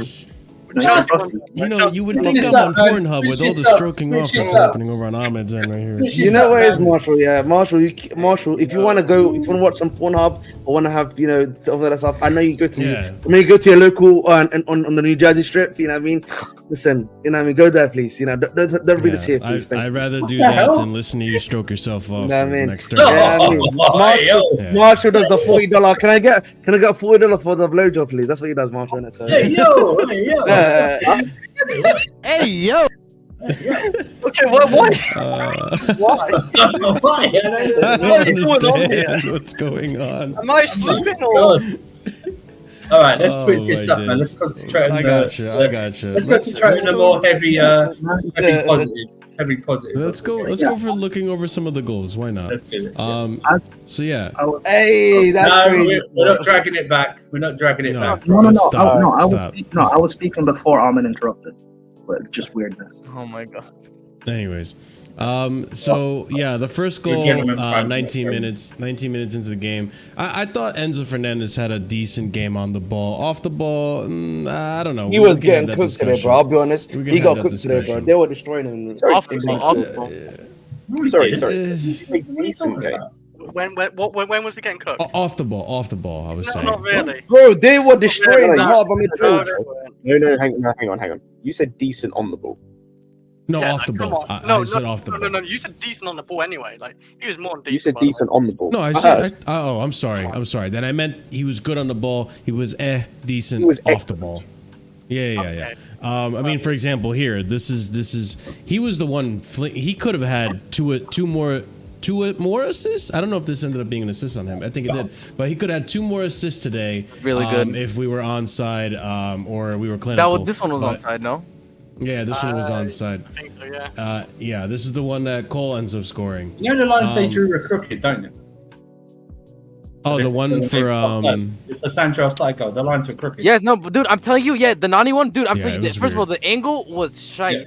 Yeah. It inverted at the top. It inverted halfway Dude, through. he was onside. Dude, he was onside. My eyes don't lie to me. I don't care how you drew them funky ass lines on Yeah, but MS if Paint. if someone He was has a onside. I don't care. I was watching- The funky obviously ass it's on- lines, bro. Yeah, obviously it was on the American television, but obviously I watched it through the Discord. I swear, it was a bent line. What a It was touch. like it was a bent line. You know what it is? You swear know, it's a it's bent line. like when you ask a person who's Yeah. never drawn before or done any type of artwork to draw like perspectives, they don't know how to do Yeah. perspective. Like if you don't know the angle, you don't know how to I'm draw. not gonna from a lie, straight I line to struggle with bro. perspective in our school really badly for a That's while. what I'm saying, Marshall. And then we got these. That's these, hard. These, Yeah, that's a these good gold reference. eggs in the VAR room on MSP trying to draw straight lines. I'm telling you, bro. But yeah. There's a reason why they're like, oh, we don't trust that the automatic offside is like reliable enough. That's bullshit. It's I will used say, it's used in the World Cup. Stop, bro. They just We don't. don't So do the job. fact that we Oh, this won, was the fact that we offside. won, the fact that we won the game by much doesn't. We don't have to really focus on the offside bit. I will say this though, is that Enzo was obviously told or he knew with their high line, who used those split passes. We just had to time the runs a bit better. That's what it was, because that ball was on all the time. And after they scored, when Palmer hit the post, we had the offside chance and stuff Yeah. like that. But it was on. That ball was always on, and they tried to drop a bit deeper, but they couldn't. They went back to the natural thing of playing high line, and that's where it was like. That's where all the previous this week I was on was going. I'm looking forward to playing them because They're going to play it hard on with those two slow, dusty centre backs of theirs. That's the right word, by the way. You know what I mean? In terms of how the pace, I couldn't believe they committed to that for the entire game. You know what I mean? It was suicidal. It was literally suicidal. It was madness. You know, it's like these Enzo haters. You give them a little and they run with it. I shouldn't have even said anything. I literally said on the ball he was good, great, fantastic. Some even say off the ball there's work to be done. And you go and you say something like this, another Chelsea game, another mid performance. Can I remind you what happened last time Enzo didn't play? We nearly drew to Bournemouth. Yeah. This game, Enzo was such a pivotal part on the ball of getting us into the offensive third. Yeah, you don't want to give him credit for that. In that Brighton back when he was on the ball. What are you talking about? I mean, I don't think that was the reason why we drew against Bournemouth, but regardless, or even Palace. He was a big difference in that game, or he's a big difference in the Chelsea side. We see it. That's why he gets picked. Again, okay, whatever. I need to disagree, but for today, like I think he had, especially in the second half. I disagree with you, Marshall. I think off the ball he was very good in the second half. Him and Caicedo allowed us to really like take control of the game and like stop it being so chaotic and end to end. So I think he had a very. I think that's fair. Yeah. He's been very good for quite a few games for us now as well. Like I'm not Enzo's biggest fan. I really rate him, but in terms of like his performances, people should just give him his credit. I don't understand I understand why people don't like him. Fair, but like if he plays well, he plays well. Just be honest. Actually, now that you brought that up, Prime, I saw this from Alexis, and this is a really good point he brought up. Wolves 2-6 Chelsea. First half was a defensive mess. This game, you can make the parallels that we were a defensive mess. Halftime team talk and the following XGA happened. Wolves dropped down to a .26 XG, and Brighton dropped down to a .28 XG. So we really, really quieted them down in the second half. Going to your point, pretty much, which goes to show, like, one, Maresca, whatever he's saying in the locker room, it's translating to the players, and it's showing on the pitch. And yeah, you know what? Maybe I'm not giving enough credit to Enzo because, yes, the second half was a lot quieter for Brighton. They weren't making nearly as many chances. We had chances. Jackson was... Both of them in the second half, I think that they allowed the game to stop being so like chaotic and allowed us to get some sort of like control over the game. And if like Jackson had put away like just one or two of his chances, we would have made subs a lot earlier to like, but because we didn't and the game was still 4-2 and still in the balance, and there was that fear of, Brighton could get a third. That's why we kept Palmer on for so long, because we were trying to get our fifth. But yeah, but all in all, I'm very happy with the second half. Like with Maresca, he actually learns and he understands the game. He's not like Poch that will just let things continue to boil over until it's too late to change things. I think he kicked them up the arse Prime at half time. I think he kicked them up the arse. 100% he did, by the way. You could tell. Yeah, kicked them up the arse like he did against I can tell, by the way, he's a manager who hates it when stuff like that happens. You can tell, bro. I think he just hates. I think he just hates that the simple things aren't being done right. Do you know what I mean? Like, for instance, I know Sanchez came out and he'll get most of the blame for that first goal. And I love the guy that he's been playing with, but that Caicedo passed to Colwell. Oh, that was horrid. That is just insane. Do you know what I mean? Just hook it and let them have another corner. The corners were shit. So let them have another corner. You know what I mean? Just do that. Oh, yeah, sorry. Yeah. So, it's just, for me, like, we go back to this, right? Like, defensively, I think we're a very sound team, but it's those moments and lapses of concentration that cost us. Today we saw, and I wish I could play the whole play, but it started with Noni not tracking back on Mitoma. Mitoma had a bunch of the pitch for himself, runs up, crosses it in, and then it causes the scramble that we saw. And Caicedo just kick it out. Just kick it out. It was very similar to what Konate did at Liverpool today. Didn't even pick up his head to see Alisson if he was going to come out for the ball, to grab the ball. Which one? What The first what are goal, Chelsea. Oh, the the Chelsea first first goal. Yeah. Oh, yeah. I mean, I hear it, but like, my thing is, okay, I'll give it to Sanchez, because I guess those things can kind of happen. But as a goalkeeper, if you're going to come off your line, you have to make sure you get the ball. Either you catch it or you punch it. You have to make contact. He wasn't anywhere near that ball. That's the part that bothers me. It's like, bro, he was what are way you too doing? slow coming off the line in the first place. And then Cole, you're there on the line to make sure you clear it. If that's Thiago Silva, he clears it, and we don't concede from that. But again, it's my thing of like, I blame Sanchez more because you shouldn't be coming off your line unless you're sure you're going to catch it. But then again, those things tend to happen. You just mentioned the Liverpool one. It happens sometimes. So I'm not too angry at Sanchez for that one. Yeah. Second goal, I'm angry. Yeah, no, but like, that's the thing. Like, today, I know Sanchez had quite a howler of a match. It was a nightmare match for Sanchez. He's going to play the next game. Oh, If we start seeing more of this, because I feel like today, Sanchez, this is the thing. I feel like Sanchez is the type of player, like I do think he's a bozo. I think in his head, he was like, you're being nice. You're being polite. You're being polite about him. He's crap.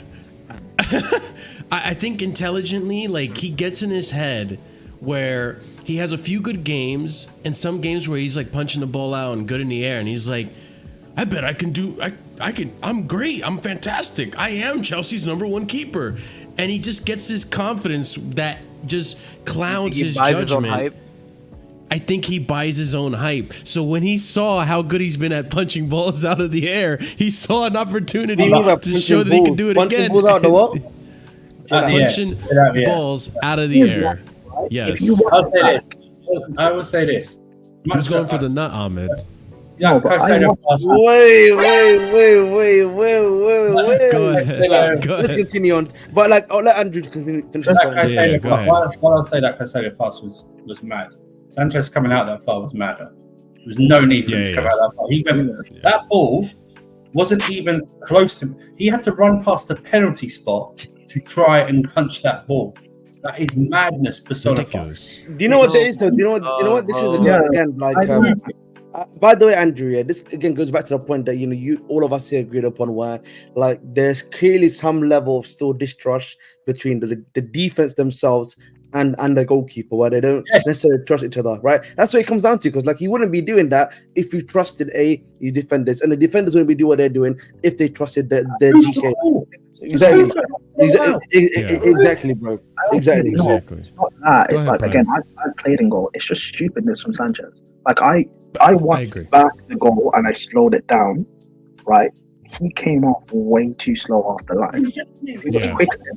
He even ran into a player along the way, which slows him down even more. I think he jumped too early as well.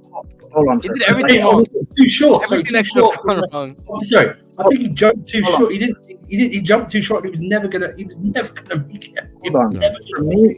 For me, looking at a goalkeeper, right? Like, I look at it as like, as long as you're going to get the ball, it doesn't necessarily matter what else that you do. If you're coming out, you punch the ball, but you hit a player, it doesn't matter because you're going for the ball. It's not a foul.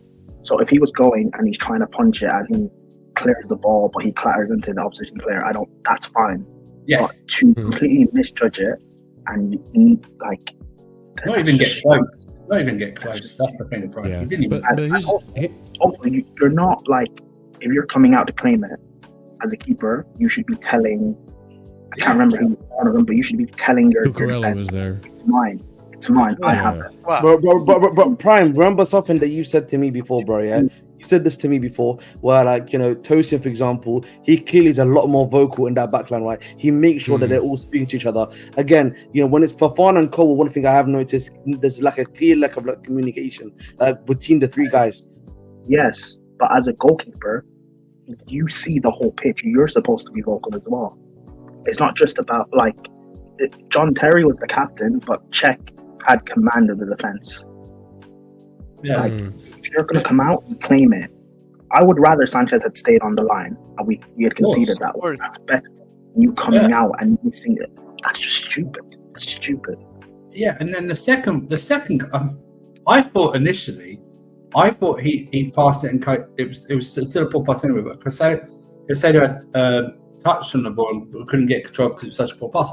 Caicedo got no touch on it. It was just a straight pass. It was a poor pass to Caicedo. I mean, he didn't even look. Sanchez didn't even look. He didn't even look for the pass.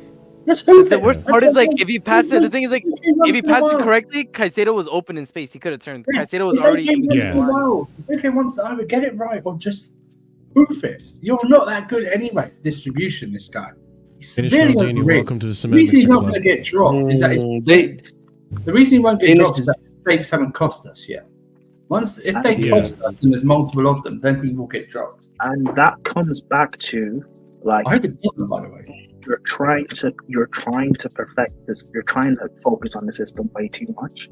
If that's Petrovic, he just clears it anyway because that's Petrovic's like first mindset to do, and that's what you're supposed to do as a goalkeeper. You're never supposed to put your defense in danger. You're not supposed. This whole playing the ball out of the back, it's all good on paper, but ultimately, if you're in danger, clear the ball. Clear it out. Who cares? Edison and Sanchez aren't even in the same universe. Hold on though. Before Ahmed goes, like, Marlon, I agree with, like, the thing is, like, I know what you're saying. I don't think Ederson's a smart keeper, but what he has in athleticism and just how rigid and how well instilled that system that Pep has is, it covers a lot of those deficiencies. Going back to what Prime was saying though, like, this is how, you know, stupid of a play Sanchez committed today in that first goal. Even, let's just say best case scenario, even if you do get to it, how far do you expect that ball to get out and you're that far away from your goal? It could have led to a goal regardless because of just how far away he was from his box. But what if the ball doesn't go in the right direction? He could have caused a penalty as well. One thing I do want to add, if I may, because I was let me go Prime quickly, bro. Let Ahmed go and then Prime. Yeah, because like I think one of my main points that I wanted to make was that I think your point on Edison. I think the difference with Edison is that I think Edison is still competent. He's still able to make the decision. He's actually improving. You know what I mean? Like, yes, like when he started, he was completely cooked or anything, but the defense was there for him and everything like that. The problem is right now, he makes for a surprise. Exactly. I just think for me the big problem that you have right now is that Sanchez is not vocal enough, and then our two centre backs are not vocal either. So you know it's just a recipe for disaster. That's what's going on. But maybe Jorgensen's vocal. I don't know. Like again, from what but hopefully of course we see what happens. But I would say with Petrovic is going to be interesting to see. He's got a big game actually coming up tomorrow against Marseille. So we'll see if he's vocal enough there. That's his kicking. Marshall, how far out did Sanchez come out? He was basically past the penalty spot. He went past the penalty spot, I swear. Yeah, no. He was deep. He went out quite early. As a goalkeeper, you shouldn't come past that little box. Yeah. You shouldn't be. I've played in goal. Like, me coming out for like a corner or something like that, I'm not coming out that far. Exactly. Unless I'm actually gonna punch it, and I know I'm gonna punch it, I'm not coming out that far. Like, I'm giving PAV GK analyst. I like it, man. Big up Prime, man. But it's I'm bypassing that. It's just common sense. No, because even when I saw it, I've never been a goalkeeper, but I was like, I don't think Sanchez is supposed to come out that far, ever. I've not seen. Seen any goalkeeper. Sanchez definitely has got the panic thing. Like he's got something that like he gets worried very quickly, which for me again. Sorry, bro. No, because again, which then this again goes back to my point of like he doesn't trust the keepers, bro. That's it. You know what I mean? If you start trusting his defenders, sorry, then I think he'd be alright. I think we covered the negatives now. Let's just talk all about positives now. Just also quickly, I just want to say to my guy, what's it called, Danish? I see how you're moving. You know what I mean? You fraud. Danish is don't Danish is don't. part of the cement. I know. Danish is my guy, and I totally Respect the know. cement mincer game. It's troll for choice. Troll for choice. You go troll for choice. Okay. Let's talk about the brilliant positives. Let's talk about the Brilliant positives.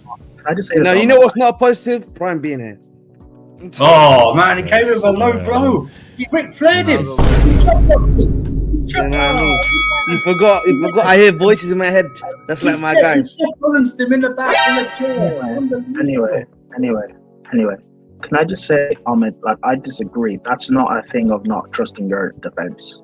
That's just stupidity from Sanchez. I don't like. Yes. Prime, can I add a I'm little not- point if I may? I'm To not- back to say, I think. No, you Do you cannot think speak. he's a bit worried? Do you think he has like this?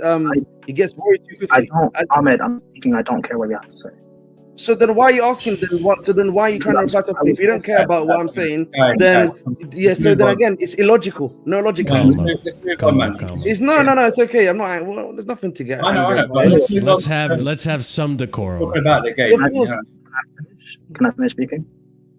Well, what were you going to say? Because you just what were you going to say? lambast Ahmed, so we don't know what you're going to say. Yeah. I didn't lambast him. I said, let me finish speaking. Yeah, Thank you. finish speaking without lambasting Ahmed. That way you don't Yes. derail again. I didn't lambast him. He interrupted me. Anyway, I think it's not a thing of not trusting your defense or trusting your defense. I don't think we can't blame Fofana and Colville or the lack of leadership between the two of them or what Sanchez did. It's like solely on him. As much as I don't rate our center backs and stuff that highly, I can't blame. I don't think they can be blamed for the 2 goalkeeping mistakes that Sanchez made today. If we had a better goalkeeper, we arguably don't concede. So that's I why. mean, yeah, a better goalkeeper probably doesn't make that run out. If Ahmed has any questions or what he wants to respond to, Good God, see again, not needed. Right there. That's not- Let's All move right. on. Let's move on to Jadon Sancho, who had a brilliant performance That boy today. I could. think. That boy could. This is the play for the penalty, right? And I haven't gotten to see it from this angle that we had it on before, but he was basically running rampant on that left wing, and Look at that. Look, Jesus. 3 people around him. Look at that. 3 people around him. He finds the pass, makes a run into the space. Like, come on, bro. Oh, by the way, Umzizi, I just want you to tell me who this player is that gave Jadon that pass that he was potentially going to score, and I got it. It's Enzo Oh, so that's Fernandez. 2 big chances. Yeah, so we're here. We move mid player. Anyways, so yeah, he gets fouled. This is the other angle of it. It's just this guy is too good, and I was worried last game because we saw like he was there. He just didn't have this kind of an impact, but I think now that he's gaining more fitness, he's looking more and more fresh on that pitch. We're going to start seeing the best of Jadon. I think Nottingham Forest is going to be a big one for him too. So place your bets, ladies and gents. But yeah, I mean, this one was a clear foul on Jadon. It was I'm thinking of another game. I mean, thoughts on his performance today, ladies and gents. Actually, I even have some stats for you guys. And obviously, Cole Palmer gets his penalty and ends up scoring. So we have here Jadon Sancho won more duels, 8 than any other player in the game today. That's unreal. There was another one that I saw. Hold up. Maybe I can send it to you in the private There's channel. the thing. Listen. We all know the narrative from some United fans and their manager that this guy is lazy. We've seen it at Dortmund before. We've seen it at Dortmund in their own thing. We're seeing it now. He's a very good player. Do you know what I mean? I don't know. Is that the Turkish guy who played at right back today that they bought? Yeah, Am I- Kadioglu. They didn't play right back. They played Hinshaw. Here, Right. look, Marshall here. I sent Sorry. it to you. Yeah. It's in the okay. private chat. Yeah. But We'll put it up in a minute. the thing is this, we always know he's not got explosive pace. He's got a trick and skill, and that's how he gets past people, especially for that penalty. Yeah, people say that like Palmer's a pace merchant either, bro. Palmer gets by people because he sells them a dream like he's a crypto bro and dips, bro. Like they don't know what they're left holding. I agree. So he's a very good game. He's making that left side position his own. Let's face it, if your competition's Madrid, No 007 here, by the way.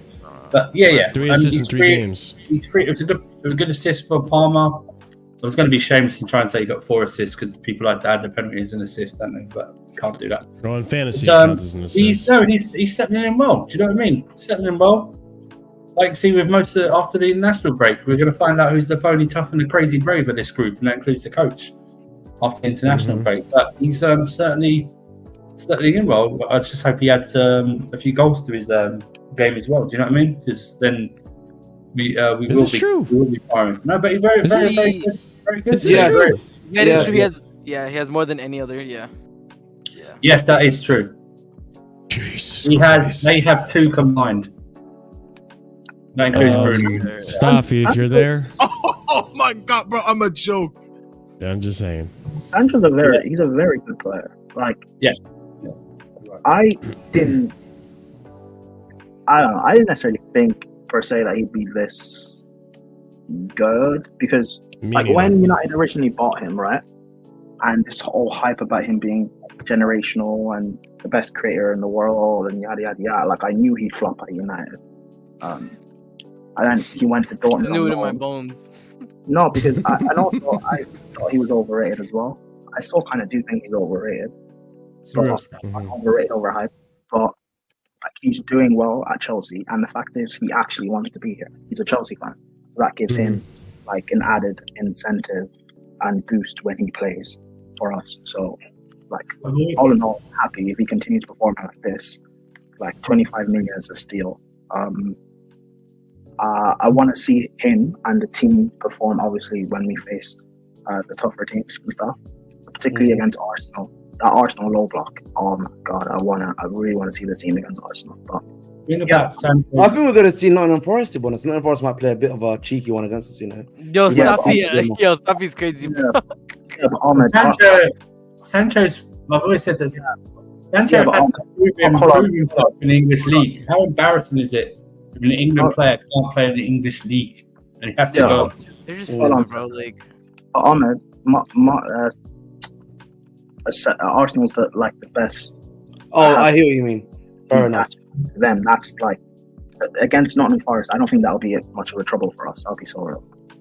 Sancho and Palmer is not going to be. You're basically saying that the Arsenal was going to be a demonic low block, pretty much. Like, yes. He's saying they're the final boss.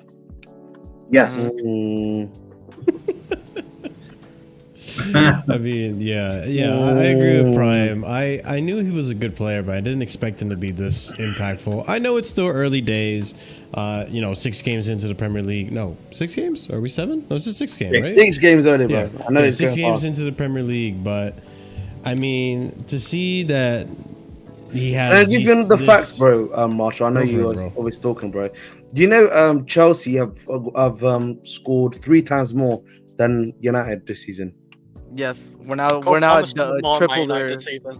Yeah, we're triple right now what they've scored in the league in total. It's not hard, man. It's really not hard. Guys, we got to realise we've escaped the mud. We don't need to go back and look back. Yeah, we're not mud brothers. We're mud distant cousins now. We're not even distant cousins. The trenches, man. The DNA test came through. The DNA test came through. We were never really in the first brothers.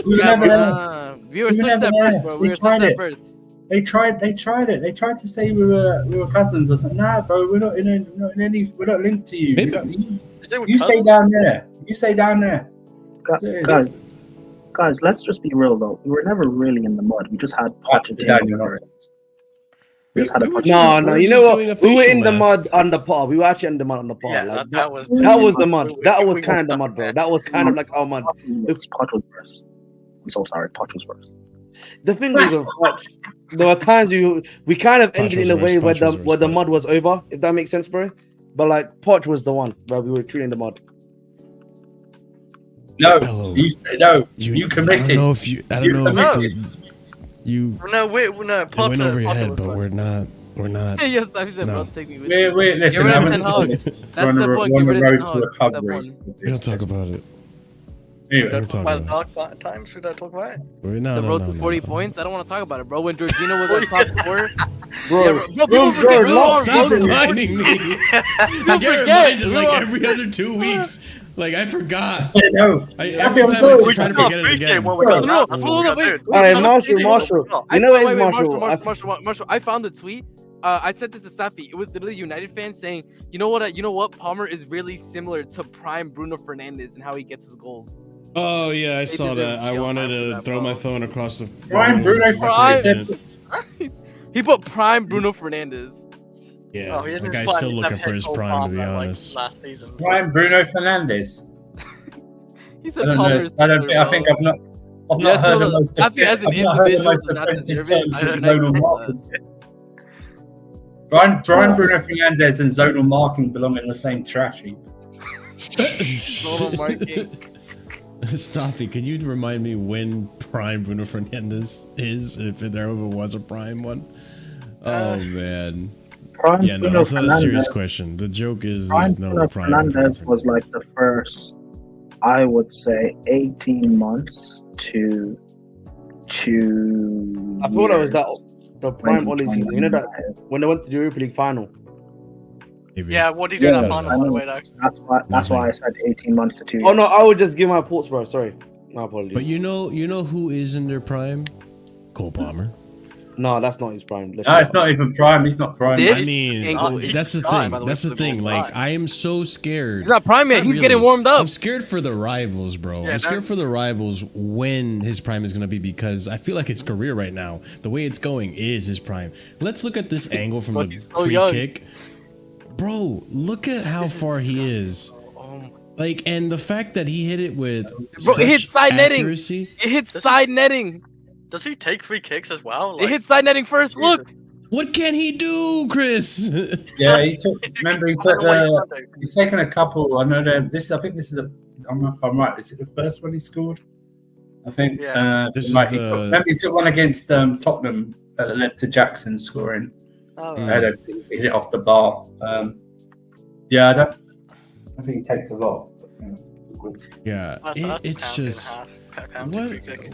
what a penalty. Not a penalty. I'm sorry. You got me talking about penalties. Yeah, now. that's my what bad. a free kick from him. Like, absolutely phenomenal. Like, I think, is it safe to say? Just ended up- Is it safe to say that we need to just put Palmer on free kicks as well? Like, he needs to be in that conversation. Roman of, corners, free kicks. Enzo and Palmer are the only ones that I've seen do Yeah, good Enzo- free kicks Enzo- like this. bang before. Marshall, can I Yes.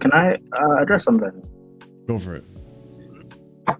Daniel's last comment. I have not been blaming Sanchez because the last few games I've actually been praising him for him performing well. Yeah. And second of Dude, all, I hate if you Sanchez. actually Hold on, watch- let me bring up the thing. hold on, RSM. Let me speak. And second of all, I first wasn't going to blame him for the goal, the first goal that we conceded. I think the big one on him is the second goal. The first goal, it can happen. The goalkeepers, I guess. Jesus But like, Christ. if you actually, What the fuck are you talking about? Sorry to interrupt. Super Sanchez. Super Sanchez. Yeah, I mean, flying over, Daniel, bro. Daniel, just go back to the earlier part of the live stream, and you'll see how we analyzed it. You just happened to tune in at the part where we were focusing on what Sanchez did. We weren't blaming Sanchez just for that goal. Go ahead, Prime. You can finish speaking now. yeah, I didn't say a good game. I like he's been performing well the past few games, and like I think he has more blame for the second one because that's just stupid. Yeah. I wasn't going to give him the full blame for the first goal we conceded, but like ultimately, if you've actually played as a goalkeeper before, you have no reason to come out that far out of your box to punch a ball that you don't even claim in the first place because you're too slow getting off your line. Like if you have not played as a goalkeeper, you don't understand being in that sort of element. It's just stupidness. It's truly stupid. No top goalkeeper has ever done that before. You can't name me any top goalkeeper that's come up to their penalty line to punch a ball that they haven't even claimed. I think it's just stupid. Just addressing Daniel's final thing. It's not attacking Sanchez or anything. It's not me saying that, oh, he should be dropped and sold or whatever. But like, you know, if you perform well, I'll give you credit. If you perform badly or you make a mistake, I'll also give you credit. I'm saying Fofana's been trash. I don't rate the rest of our defense, so what else do you want me to do? If Fofana made that mistake, I don't think the statement's true. I don't think the statement's true either. Good. It's not. Surfer, hold on. If Fofana made a centre back's equivalent of that sort of mistake, then I would rip him apart too. You know the sort of person I am. I will slander any of our players. I don't give a fuck. I'll slander everyone. So like, don't act as if it's a Sanchez agenda. Like, it's weird, man. Go ahead, Andrew. I don't think the Fofana thing is true. He had a good second half against Wolves, good game against Palace. Bournemouth, yeah, he obviously gave away the penalty, but I thought he looked better when he went to right back. And same with West Ham. I know Somerville got past him twice and he had that penalty thing, but I thought he was calm against West Ham. I thought he was good. Outside the first, I'll be real. Outside of the first 15 minutes, like up until we scored, from that point onwards, the defense as the totality. How did we rush Fofana back? I don't understand. We had to wait another season. He had another season to recover, Daniel. We had to wait another season. He was ready for preseason. Guys, at the beginning of preseason, wait a second, Prime. At the beginning of preseason, everyone starts at 0 in terms of fitness. So we didn't rush him back. He was there for the beginning of preseason. Just ignore it. He rates Sanchez, so he's gonna blame other players. That's cool. Just ignore it. Let's move on. Right. I mean, it wasn't 80 million. Okay, well, time will tell. Actually, give him a season to see what he can do. As he's been improving. He's been improving since he came on. But yes, let's get to Palmer. Man. We got distracted again. We've gone to the negative side. It was less than what the positives are. We're done with the negative, ladies done and with gents. Sanchez. No more Sanchez. Let's speak on the positives. I don't even think Cole Palmer thought he believed he scored this. And just the reaction, that the fact that this is his hat-trick goal, and Gusto's already holding him as he's seeing it, like, holy shit, this actually happened. You actually scored this. And they run off. It's insane. It's insane. It's an incredible goal. It's right now, for me, it's goal of the season. It's goal of the season right now. Like, they can't believe he scored that. It's a phenomenal goal. Phenomenal goal. Phenomenal goal. He tried his best.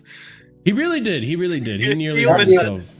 Can I be honest with you about Palmer? Yeah, that was a good dive, bro. That was a good attempt to stop it. It was just, it hit side netting, bro. There was nothing to do. I'll be honest with you about Palmer, Andrew. This is going to sound insane what I'm going to say. He scored 4 goals today. He scored 4 goals today. I don't think he's playing that well still. I know he scored 4 goals. He should have. I think this is his best performance by far, his best performance. But I don't know. There's still I still think he's still trying to work like the 10 position as a whole. He's still trying to possibly, work that out his best thing. I still think he's that, but I think I might change my. When I said I think he'll get more assists than goals this season, I might change it. I think he might get more goals than assists this season because he's central to everything. He's not really. He's not. I mean, he's gonna get loads of assists. He should have got a couple today. He should have gotten 3 at least. Yeah, he should have got a couple. Yeah, he should at least got at least one when Sanchez had Jackson had it cleared off the line. But I think he's going to get more because he's going to get fed more instead of him feeding others. Mm-hmm. So he's going to be a shadow striker, in my personal opinion. Yeah, basically, yeah. You're right. I agree. I mean, he's the only player in Premier League history to score 4 goals in a half. The only player. He matches Frank Lampard. Hang on, sorry, Frank. He matches Frank Lampard as the only other Chelsea player to score 4 goals in 2 games. He matches Drogba, Lampard, and Hasselbank for scoring 3 hat-tricks for us. Remember how long those players are at the club as well, yeah? Just remember how long those players are at the club. And this is his 2nd season with us. He's got more hat-tricks than Hazard, yeah. No. He is ridiculous.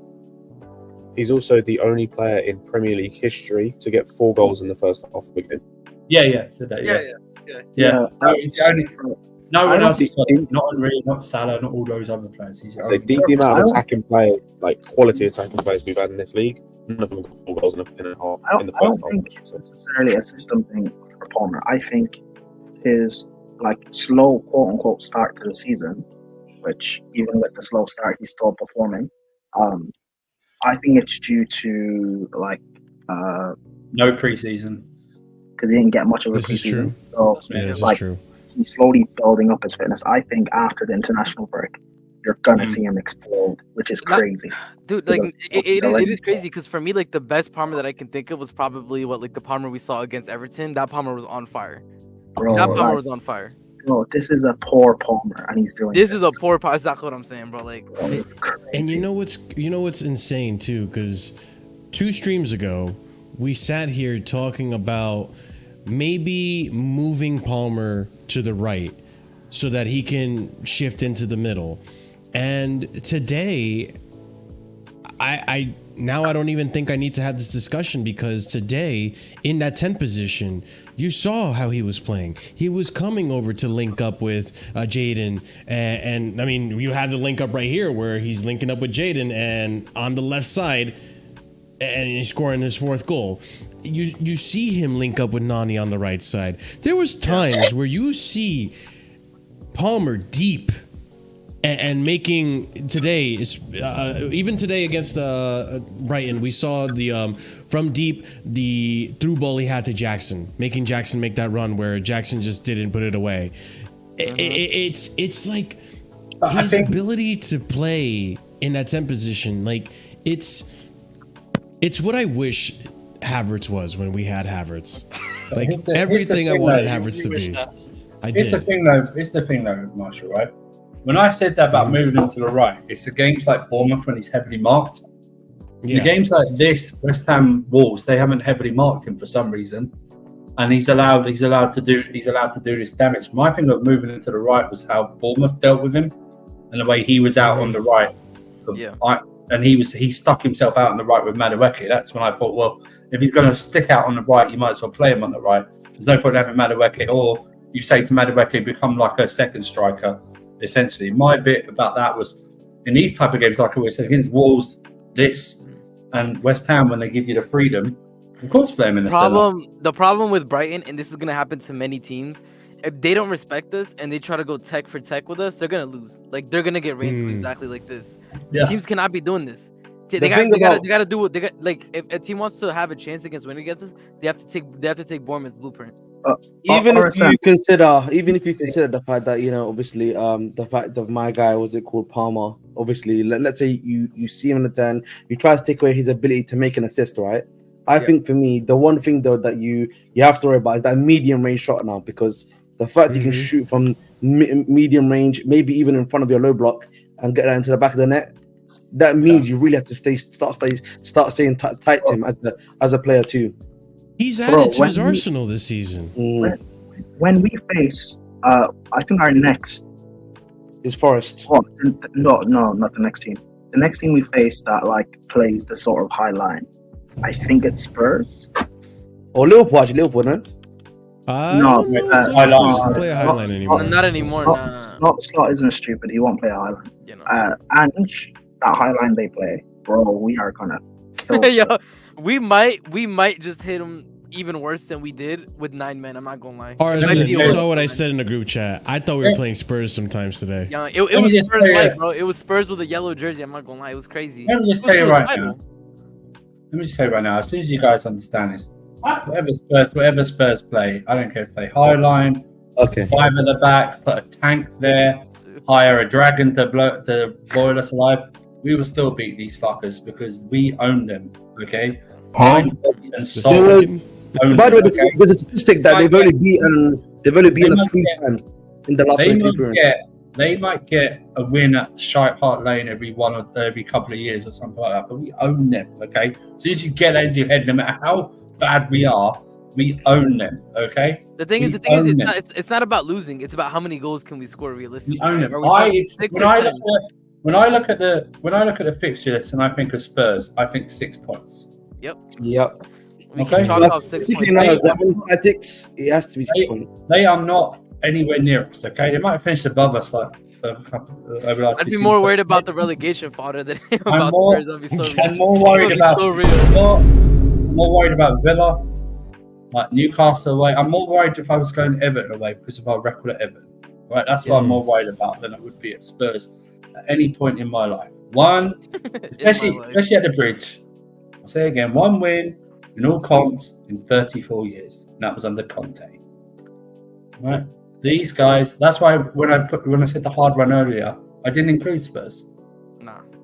I just don't. Sorry, you can say it's arrogant. I don't care. I don't include them. More worried about Newcastle at home, even though we do have a good record against Newcastle at home.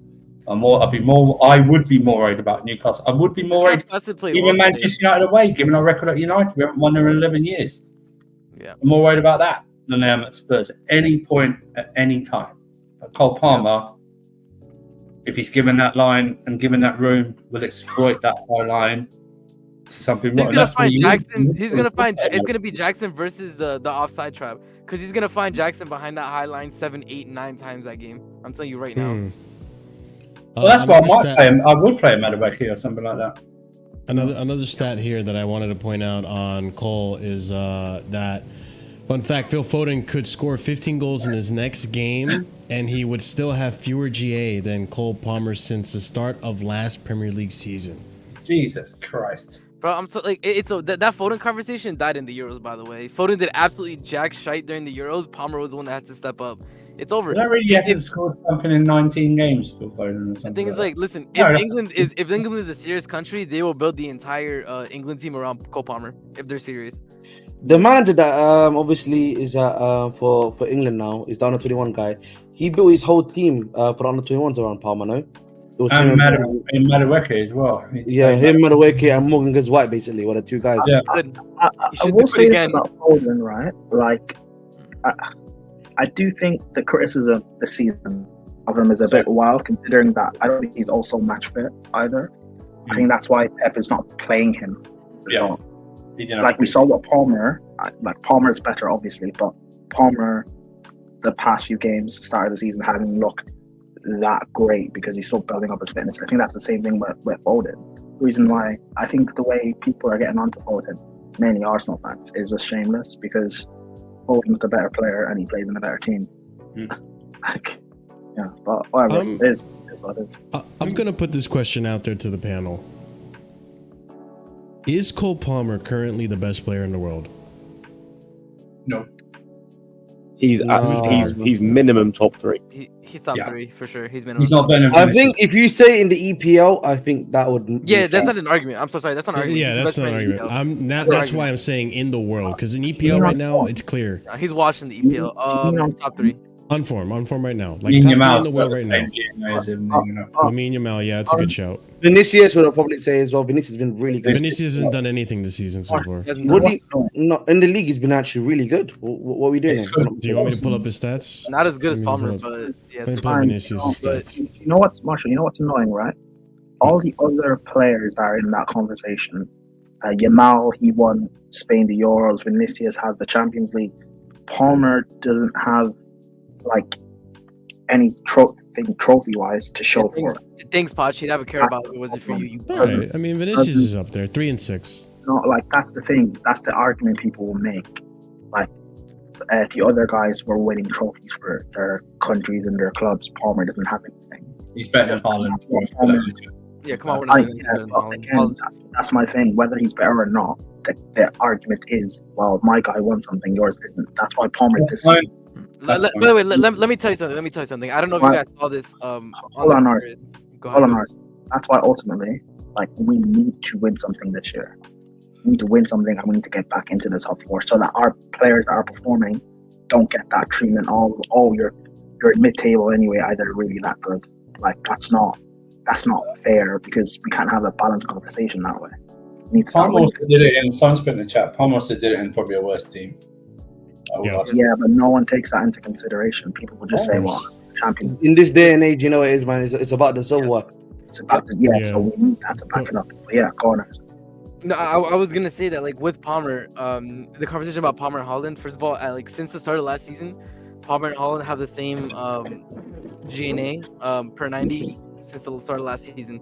Not only that, like, Palmer literally scored four goals in the first half, and the second half he's like, "Fuck it, I'm just gonna start creating now for fun." Like 4 big chances immediately beginning the second half. He's a joke, bro. I'm so sorry. Haaland right now, you look at Haaland without KDB feeding him amazing passes. That brother is starving. He's not creating for himself. Like that's why Haaland is still you can say that Haaland's a better goal scorer. I hear you on that. But better player, I'm hearing you. If you're going on form, Palmer's better than Musiala. Yes. Oh yeah, he's better this year than Musiala. He's probably been doesn't better. have output. The issue with Musiala is he doesn't have the output. He does everything right, but it doesn't result in goals. But even that, it's like if you talk about Bayern Munich, it's more Harry Kane than Musiala. And Haaland scored 10 goals in 6 games, which is amazing. Yeah. Also, by the way, There's Mbappe. no way he's a better player. Also seen that Mbappe's having a stinker at Real Madrid right now. Mbappe's having an awful. You're saying Mbappe, you have not watched Mbappe at Real Madrid Yeah, right now. I've been watching Mbappe. That brother. Wait, isn't he on the league maybe for Player of the Month? Because how many goals he scored? No, his goal scoring record, his goal scoring record is good. But like his goal scoring record is good. Like four of those are penalties. Look at the goals he scored. Wait, I thought one was a and the other two are tapping. We shouldn't say that. We shouldn't say that. We shouldn't say that with Palmer. We shouldn't say the penalties. No, you can say it. Palmer's got 1 penalty. No, I'm just saying overall. I'm just saying overall. That's what they say. The thing about Outside of, I know he scored recently, but up until he scored recently, his 5 goals he had were 4 penalties and a tap in at the back post. That's true. Yes. But and also he stunk out the Euros. He stunk out the Euros. He did stunk out the Euros. I agree with that. Yeah, I think Stunk out the Euros. Stunk out the Champions League. Stunk out the Champions League. What was the statistic? Like France got to the quarters without like scoring an open play goal or something crazy like that. They were struggling. It was all like own goals. They literally got 2 own goals. Space like. Yeah, but I think the thing about this conversation really is, like, I guess it just depends on what you really want more so from your player. Are you looking at just solely their GA output? Are you looking at their performances, like in terms of their position, like whatever? Because Musiala isn't about like the GA. Like the way he plays isn't about getting goals and assists. It's about affecting his team. I don't think Musiala stood out this season. I don't think Musiala stood out all this season. Prime, even in that conversation you're proposing right now, where Musiala, it's about how he impacts his team. Who is better right now, Palmer for Chelsea or Musiala for Bayern? I wasn't making that argument. I was just making the point. Even in that conversation, I'm asking you a question now. No, but I think Palmer is better. That's I not. don't know. That's why. I mean, that's what I'm asking. Yeah, that's not the point. The point I'm making is that people will look This at. guy better not pull a stinker against Forest next week, or else we're in the match. Oh my days! Yeah, that'd be pretty bad. He better be something else. But I mean, even in that context, right? Because we're looking at these other players and what they're impacting the team. Palmer's giving you both.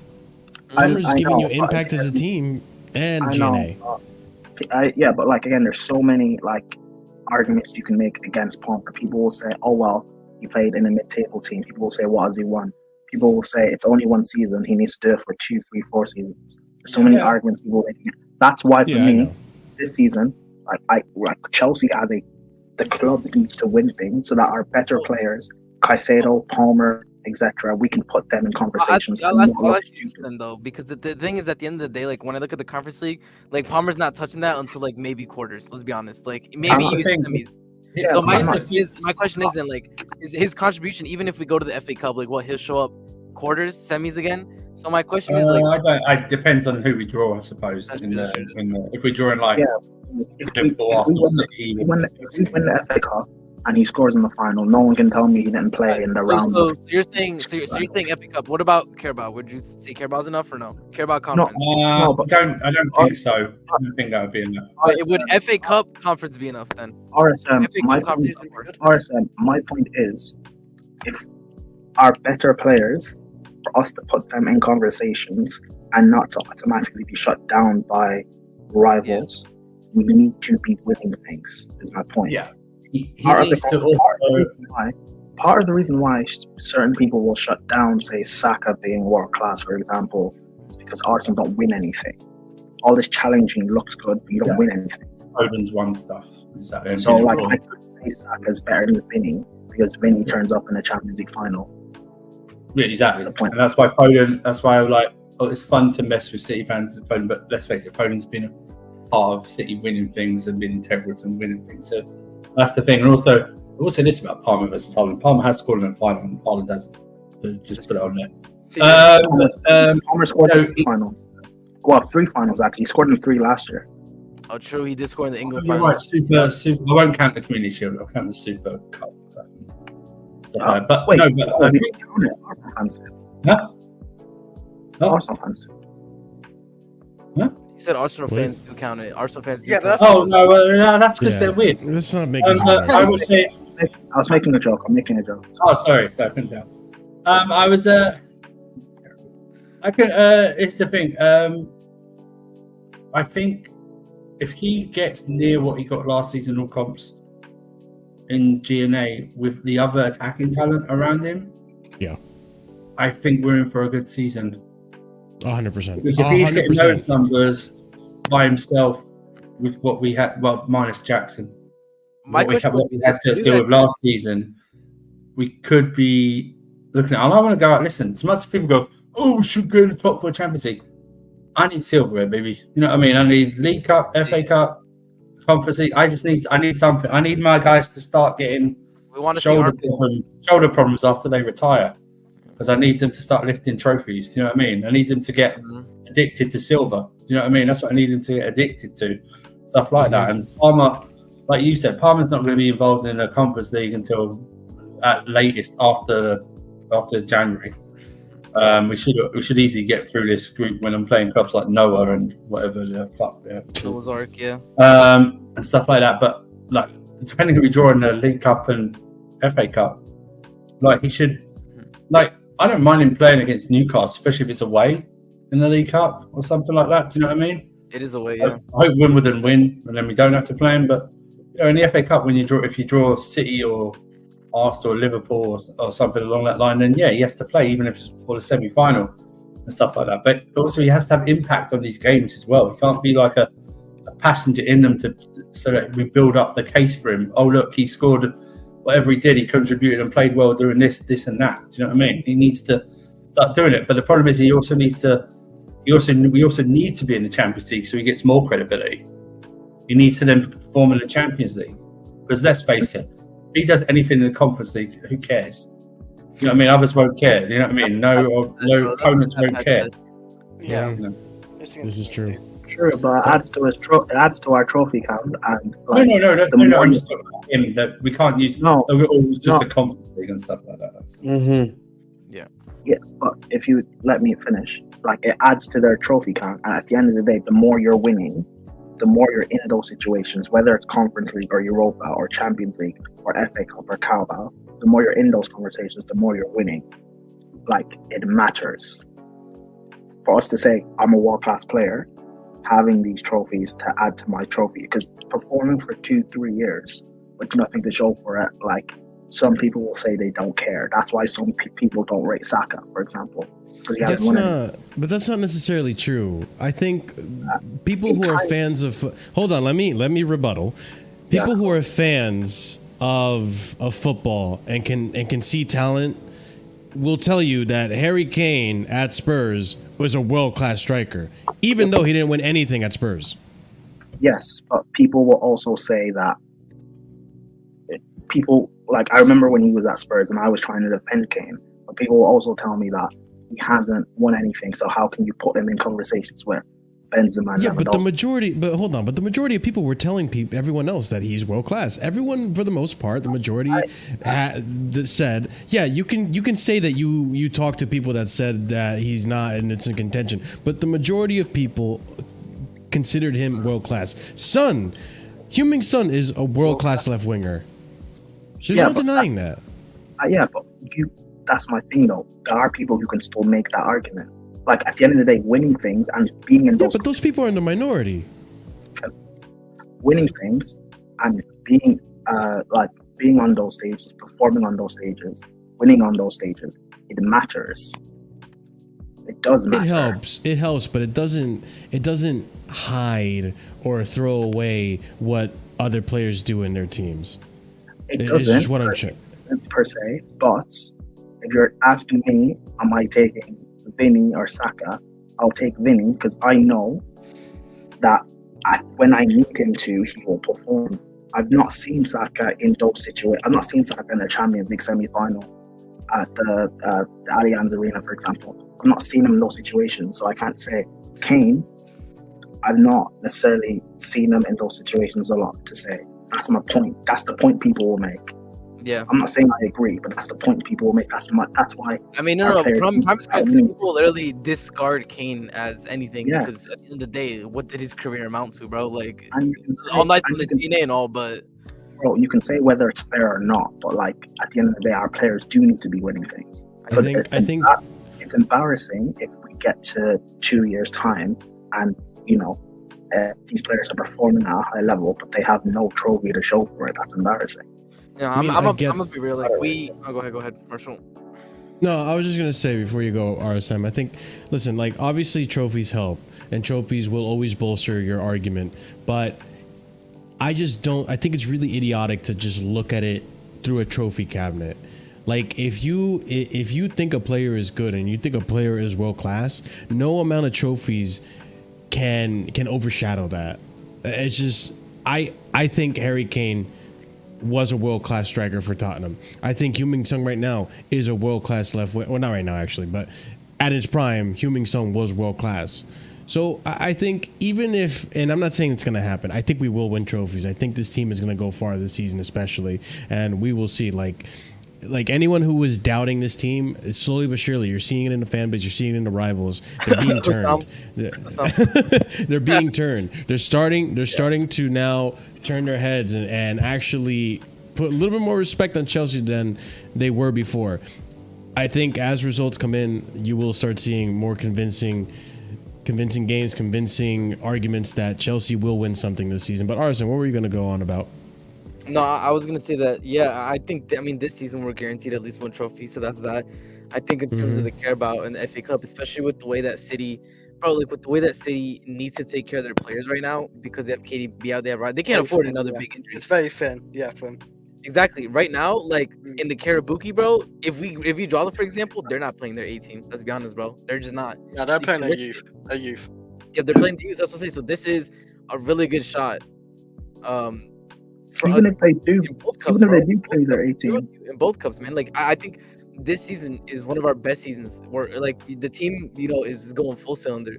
Maresca has shown that he's a manager that we can back in terms of actually giving the team a game plan. So I don't see any reason why not. I think by the end of this season, like this whole talk that our players are going to be dismissed because of trophies, I think it'll be a dead point, and I think that's going to be a good thing. Exactly, bro. I think even if we face City, they can play their strongest team. I think we can still go at them and beat them. Yeah, my only issue would be the defense again, but I think our attack. Yeah, true, but we've shown last season we can go machine for machine, just outscore them. They have no Rodri. They've got a massive hole in midfield. Outscore them. It's not a problem. Yeah, I mean, I think. I don't know if I can confidently say we're going to beat them, but I think we can definitely give them a good game, at least get a draw, because I don't know. This is a City side that they scrape a win, even when you think they're out. Like they will find a way to scrape a win, and I don't know. I feel like we've seen this Chelsea team do that last season, where the chips were down against United, and we saw Cole Palmer just carry the team on his back and ended up getting in the last 20 minutes a hat trick. 11, bro. 90 plus 11. Yep. Yeah, like it was an insane hat trick against United, and it's again. I am trying to reserve my judgment. I do believe in my team. I am very confident in this team. Just like I'm confident in you guys in the chat smashing that like button for me. Thank you very much. But I am confident in this team. However, I'm going to reserve my judgment until I see them up against Liverpool, who I believe Liverpool, if I am looking at the table, I think they're in first place. I think they're at the top of the table right now. We need to be careful with Liverpool because they can play high line, but their attack force, like you got Salah, like you got Jota and Diaz and Salah. We can't afford a Sanchez Boza moment. That's all I'm gonna say. If Sanchez, because they go press that defense when Sanchez has the ball, he needs to just boot it forward. No, I'm telling you right now. If you think that Slot isn't telling them when Sanchez is on the ball, press the hell out of him, bro, he's gonna tell them every time. Every time. But RSM, as much as we have things to worry about, like Sanchez, there are weaknesses in that Liverpool team as well. This Gravenberch hype, Listen, I believe he can be got. Prime You've says got- I want to end the Gravenberch hype. Prime you've says got- he wants you've to got- be ending the hype. You've got Trent at right back. Listen, Sancho's gonna cook him. You got Robertson. He's not that top Those are left back fighting anymore. words, bro. That's Okay. my listen. Like again, I respect Liverpool, but like let's not act as if like we're a little bitch. We don't have Poch anymore.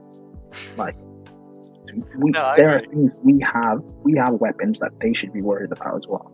100%. Yep. No, I agree. Like, I mean, we've seen, by the way, like, again, my only concern is Sanchez when they do the press. That's my main concern. Yes. Yes, and you know what? If I was a Liverpool fan, I'd be worried about Trent. So that's fair. But we can see, by the way, we can literally see that Liverpool, first of all, they lost to Forest, so that can give Maresca a clue of what to do. You look at Wolves today too. Apparently, Wolves gave Liverpool like a very tough game. It wasn't easy.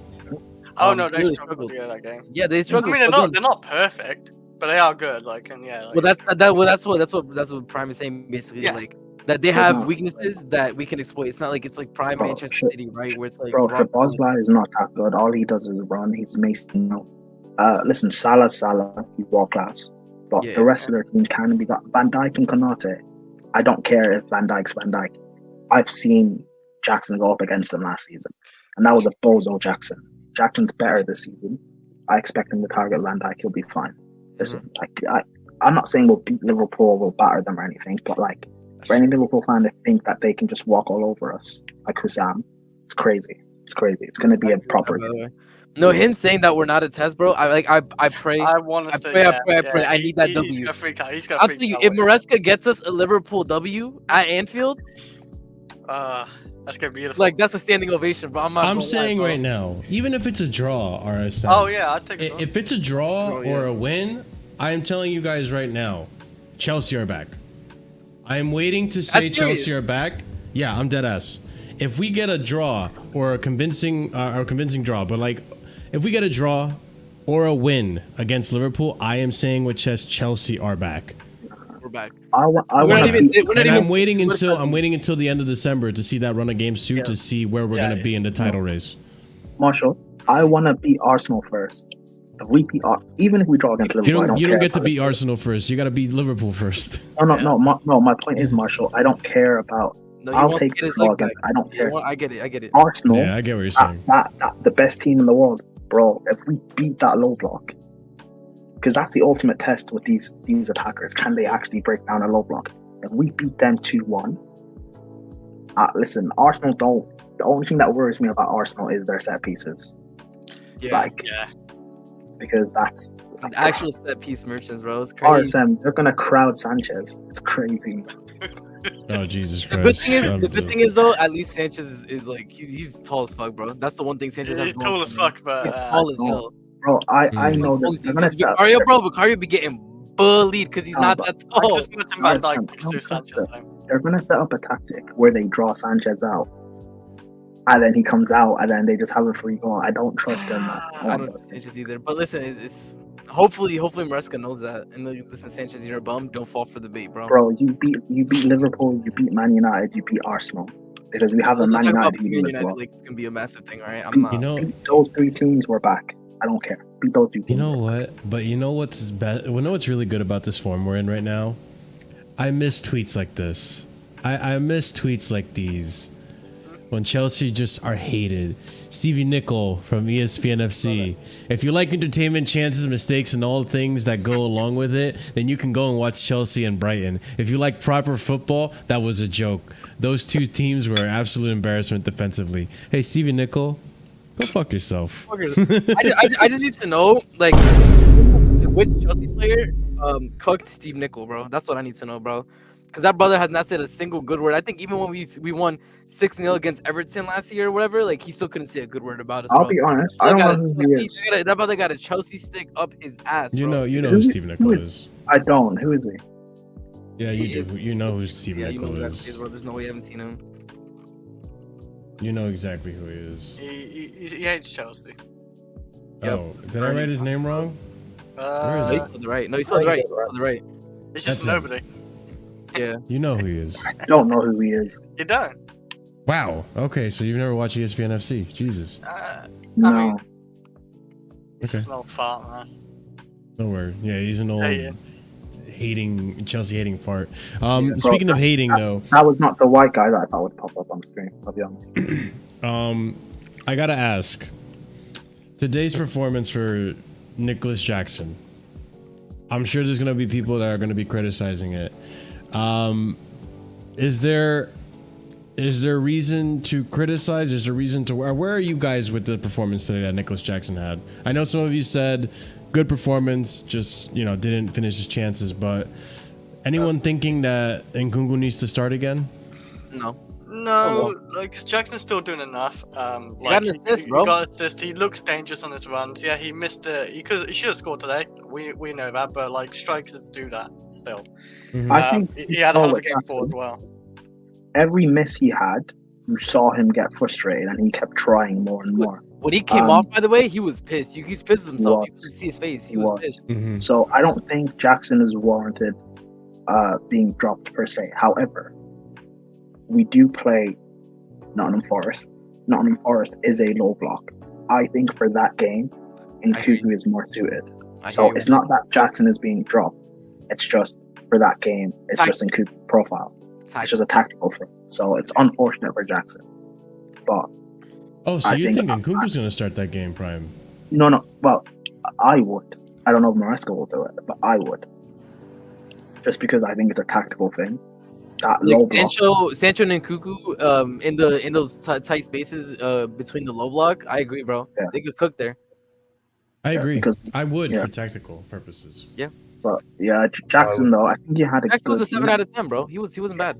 It's annoying because you can't miss all those chances. Also, hold up, that Lewis dunk save though, like was it Dunk or was it Webster? One of them. Like, that was I actually don't blame Jackson. No, come on, that was a good shot, but that was a better save. Like that brother actually had. Oh, you mean the one where he had the open net? He just the corner pass and stuff. I don't think that was a batch. People were like he should. It's a tough one. It's world class. It was a world class save. Yeah, that was an insane save. It's world class. I don't care. But it's world class. I don't care. He should score that. He hesitates, so you can see. I don't think so. It's world class. Do you guys think Nkunku scores that? Because I think Nkunku. I just don't think the balance was Scott. Nkunku scores that, but I also don't care. Like, I think Nkunku might. Yeah, sorry. Marshall. Like, I don't think Nkunku does score it because it's a world class block. Sometimes we just have. Sometimes just give credit. We see that Nkunku had a free header on goal against West Ham and didn't score it. Like exactly everybody, bro. Like we can't do this every time Jackson misses. Can we stop comparing him to like Osimhen or Gyökeres or Nkunku because they're not going to score. Wait. Hold on. No. I'm not going to let you do this because why wouldn't I compare him to Nkunku, who's actually competing with him for that position? Can I finish, Marshall? Oh, thank you. Can we stop comparing every miss Jackson has to like every other striker that we've been linked with, or even Nkunku, because those guys will make a miss. Those guys will miss chances as well. Like the game against was it West Ham when Nkunku came on and that header he missed. Like it happens sometimes. So like let's not just attack the player. The misses happens. It is what it is. Move on for the next one. That was a world-class block by Webster. If Colwell made that block, no one would be saying it's a terrible miss from the striker. We don't be praising Colwell. Just rate the defensive work, and that's it. Like it is what it is.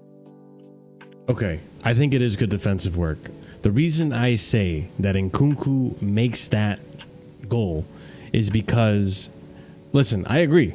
Strikers miss goals. It's part of the game. Like, no one's perfect. Strikers are going to miss goals. However, the difference between a striker like Osimhen or a striker like Nkunku versus a Jackson is that one aspect of Jackson's game that's still developing, which is the finishing, it's there. And with that level of finishing, a 1 out of 3 striker, it makes a difference between a 1 out of 3 striker, like those strikers I named, versus a Jackson that could potentially, at times, most times, is a 1 out of 5. So the thing about that specific play, and again, I'm not concerned about it, much like Scott, I'm not that concerned about it because at the end of the day, we ended up winning. However, I was frustrated at the time because it's that moment of hesitance, that extra touch where you almost like want to make sure you're aiming at goal versus Nkunku, who I know the goal is there. It's that moment that maybe is a difference between a dunk or Webster, whoever ended up blocking it on the goal line, gets there in time and not. And this is like where we always go back to this argument that football is a game of very fine margins. And another striker who takes it more quickly, has that instinct, already knows where the goal is, like instinctually knows it, maybe takes that shot a little faster and it goes in. Because at the end of the day, like, it's great that there was good on the Brighton defender to get there in time and not give up on the play and follow up. I'm not gonna go so far as to say it was a world-class block. I think it was just a good goal line block because the player was there in his position. But I think a Cole Palmer in that position puts that away. Like, I just think other finishers put that away. Okay, the only reason I made the point, Marshall, is that, like, I see people every single chance that Jackson, like, misses, they immediately want to compare it to, like, all the strikers we've been linked with. And I don't think it's fair. I don't think that's fair. Like, just let the player play. Because last week, when he scored 2 goals, no one was saying, Nkunku should have played instead, or go get me Osimhen, or go get me Gyökeres. But because, and I knew, I'm not talking about you. I just feel like it's. But no, like, but I'm not talking about just people, you, Marshall. I know, but like, there were still Chelsea fans saying we still need a striker. But I don't know, but like, let me make point of, go ahead, like, finish your again, point. I don't necessarily think it's like, let the guy just play and perform. I don't think it's fair. Every single miss is, Nkunku just definitely would have scored that. He would have scored. Because all of these other strikers we're talking about, like, was it not last week or 2 weeks ago when you guys were looking, I think Jackson, the Palace draw, that chance Jackson had when he went through, and then Pete, you were looking at Osimhen and saying that Osimhen wouldn't have scored that either. Again, I don't think it's fair just comparing everyone. Let him, he's at our club, let him just play. Like, because next week he'll probably score, and then all of a sudden this whole conversation is going to be dead for another week. Just let him perform and let him be him, and then whatever happens. I think, listen, I get where you're coming from, but unfortunately this is a competitive sport. Competition is going to lead to comparisons. So I don't like, think it happened to anyone else. It happens to everyone. We just sat here and compared Cole Palmer to other players around the world. We just said who is the best player in the world right now. No, I think the way Jackson gets treated by this fan base, other players in the squad don't get this harsh treatment where every little thing they do gets criticized. I don't really think it's that fair, I'll be honest. Well, the thing is, like, people do it for Enzo and Lapia, though. People do it. We just did it with Sanchez and Jorgensen too. Like, I'll say we did it. I had to defend Madueke earlier on in the stream. Like, players in this team get this treatment. Like, it's going to happen to certain players. This is Chelsea, unfortunately. Like, there is a certain standard that you have to be at, and I understand that Jackson is a developing striker. It's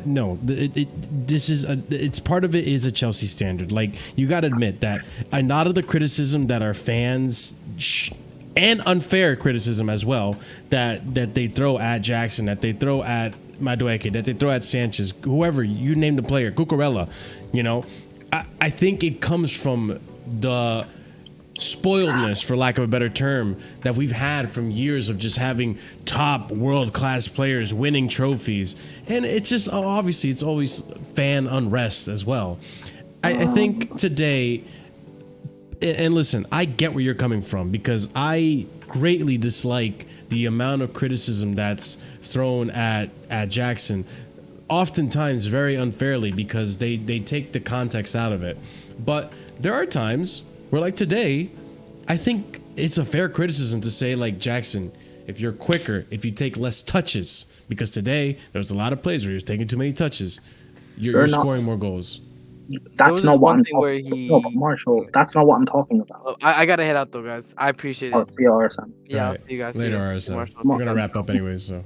Marshall, that's not what I'm talking about, though. You're talking about touches and and whatever. That's not what I'm talking about. I'm talking about the fact of every single miss he has, people are just like going over the top.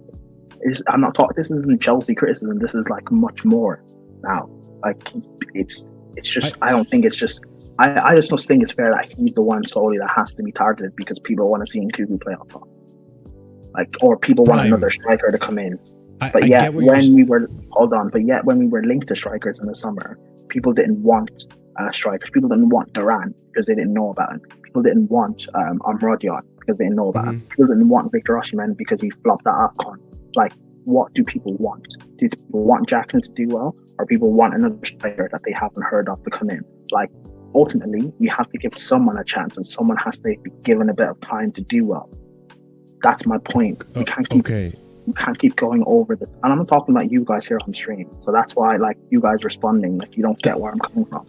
That's why I'm confused why you're even bringing this up, because this is our first criticism of Jackson. And I think it's a very fair criticism. Then why bring it up? Because this is a Chelsea channel and I'm talking to Chelsea fans. I know, but we're talking about the chance that Jackson missed, and you're bringing this up as if we always criticize him about it, which is I think it's a fair criticism to have. No, but I'm talking about Chelsea fans, though. This is a Chelsea channel. I get that, but we're not talking about the Chelsea fans. I'm talking about the chance that Jackson missed today, and I'm saying that if that was Nkunku, I think Nkunku scores that chance. I disagree. I don't think Nkunku does score that chance because it's a brilliant, it's a world-class block by Webster. I don't think he scores. I think the other chances. Marshall. Here's the thing: the other chances Jackson had, I think Nkunku scores at least. Well, probably one, maybe two of them. The other ones, that specific one, the Webster block, I don't think Nkunku scores. I think you just have to give credit to the block. No, I think it's a good block. I think it's also a routine block because I feel like most center backs know that they need to follow the play, and if the goalkeeper gets beat, keep running and see if you can block the shot. And listen, it was a great block from Webster. Don't get me wrong. I'm not trying to like belittle Webster's block. I think it's a great block from Webster, but to say it's world class, like I think it's a little overboard. And I think Nkunku or a Palmer puts it away though. I think a lot of center backs messed that up though. You're right. Most center backs would. They could, yeah. They overrun it or something, yeah. Yeah, and that's why it's world class because he timed that well. That's my point. Maybe. I disagree with it being world class. I thought it was routine. I mean, but that goes back with what I was saying. Today's game, I'm not worried about Jackson. I think he had an off game, and this goes back to what I said earlier, right? Like we have these games, right, where certain individuals just carry the game. And Jackson carried the West Ham game. Today was Palmer's turn. Because sometimes, like, I feel like sometimes when it comes to certain games, there are going to be teams that are going to target certain players, but they can't target all of them. And that's how you have the players that maybe aren't taken seriously, like a Jackson versus West Ham, get the goals that he got. And today maybe Palmer hasn't been playing that well. Maybe you don't have to worry too much about Palmer. And look what Palmer does today. So I think there's going to be another game where Jackson has a fantastic, brilliant man of the match performance. I think the clinic, and here's the thing too. And I was going to say this earlier about when we were talking about Palmer being in his prime and so on and so forth. I think the fact that I'm a firm believer that these players are going to improve over time. The manager, depending on who it is going to improve them more different than a different manager. But the fact that under Enzo Maresca, we're already seeing some of these players, especially attacking third, improve. I can see Jackson being a lot more clinical this season and improving on his numbers than he did last season under Poch. And I can see the same thing with Palmer. Like, I'm starting to think Palmer might actually get more goals than last season, and he might actually compete with Haaland for goals, which is insane to say. I can't believe I'm saying that, but it looks like it based on this form. And I don't know if you guys disagree, but I don't even think it's necessarily being that clinical. Like, again, I think on a different day, I think Jackson scores at least 2 goals, maybe a hat-trick from the chances he had. Like, I think Jackson just had an off day in front of goal based on how he's been this season. And that's the thing. If we keep creating those chances for him, like I've been saying all season, he will score. Create the chances, he will score. And he's getting the service. So it's just up to him now. And if he doesn't perform, then you have Nkuku who can play up there. So, yeah, I mean, I don't think there's anything else really to really talk about. I feel like we talked about all the major things. Anyone want to talk about any player in particular that we missed? Maybe. I think so. I think we could. I think we covered all bases. Go ahead, Prime. nah, it's cool. Nah, it's cool. I want to expose him. It's fine. You can wait. Okay, that's fine. All right, ladies and gents. I mean, that being said, I haven't even looked at someone to raid. Let's see if we can raid someone. But that being said, that's the show today. Thank you guys so much for tuning in. Listen, it's a good victory. It was going to be a difficult one. I think Nottingham Forest is going to be difficult as well because defensively they haven't been leaking too many goals. But I think we should be able to get a victory regardless of how they've been defensively. So I think we'll be fine. I'm going to take you guys over to El Sakiko, he names it, Stoppy TV, who right now is streaming with United Spurs of America. They're doing a preview for tomorrow's game, Spurs versus United. So we'll see how that game goes. That's going to be an interesting game for the table and for the banter. But that being said, ladies and gents, copy and paste the raid message right there. Be sure to like the video if you haven't done so already. Let's see if we can get the 50 like mark right now. Also, be sure to subscribe if you're new to the channel. Hit the bell notification so you don't miss out whenever we do go live. Check out the links in the description. Leave a comment with your thoughts on today's game. And as always, check out the memberships because we have 4 different tiers starting at 99p. And those shout outs are going to go for the people who are proper casual and higher tiered members. We give shout outs, and those shout outs are going to go out to EE, Uncle Gestures FC, Hassan Nawaz, Dark, Adrian, A. Soliman, Scott. Big up to you guys for the support, and big up to everyone else who's also supported as well. Tomorrow is up in the air whether or not we will be doing a Casually Chelsea show, simply because the news has been pretty dry. But I'll see what I can muster. If not, we'll see you back on Wednesday. I think we have a call-in show on Wednesday, and that'll be fun. And then the game on Thursday. So big up to everyone. Thank you for tuning in. As always, have a wonderful night and stay casual. Peace. We're not going to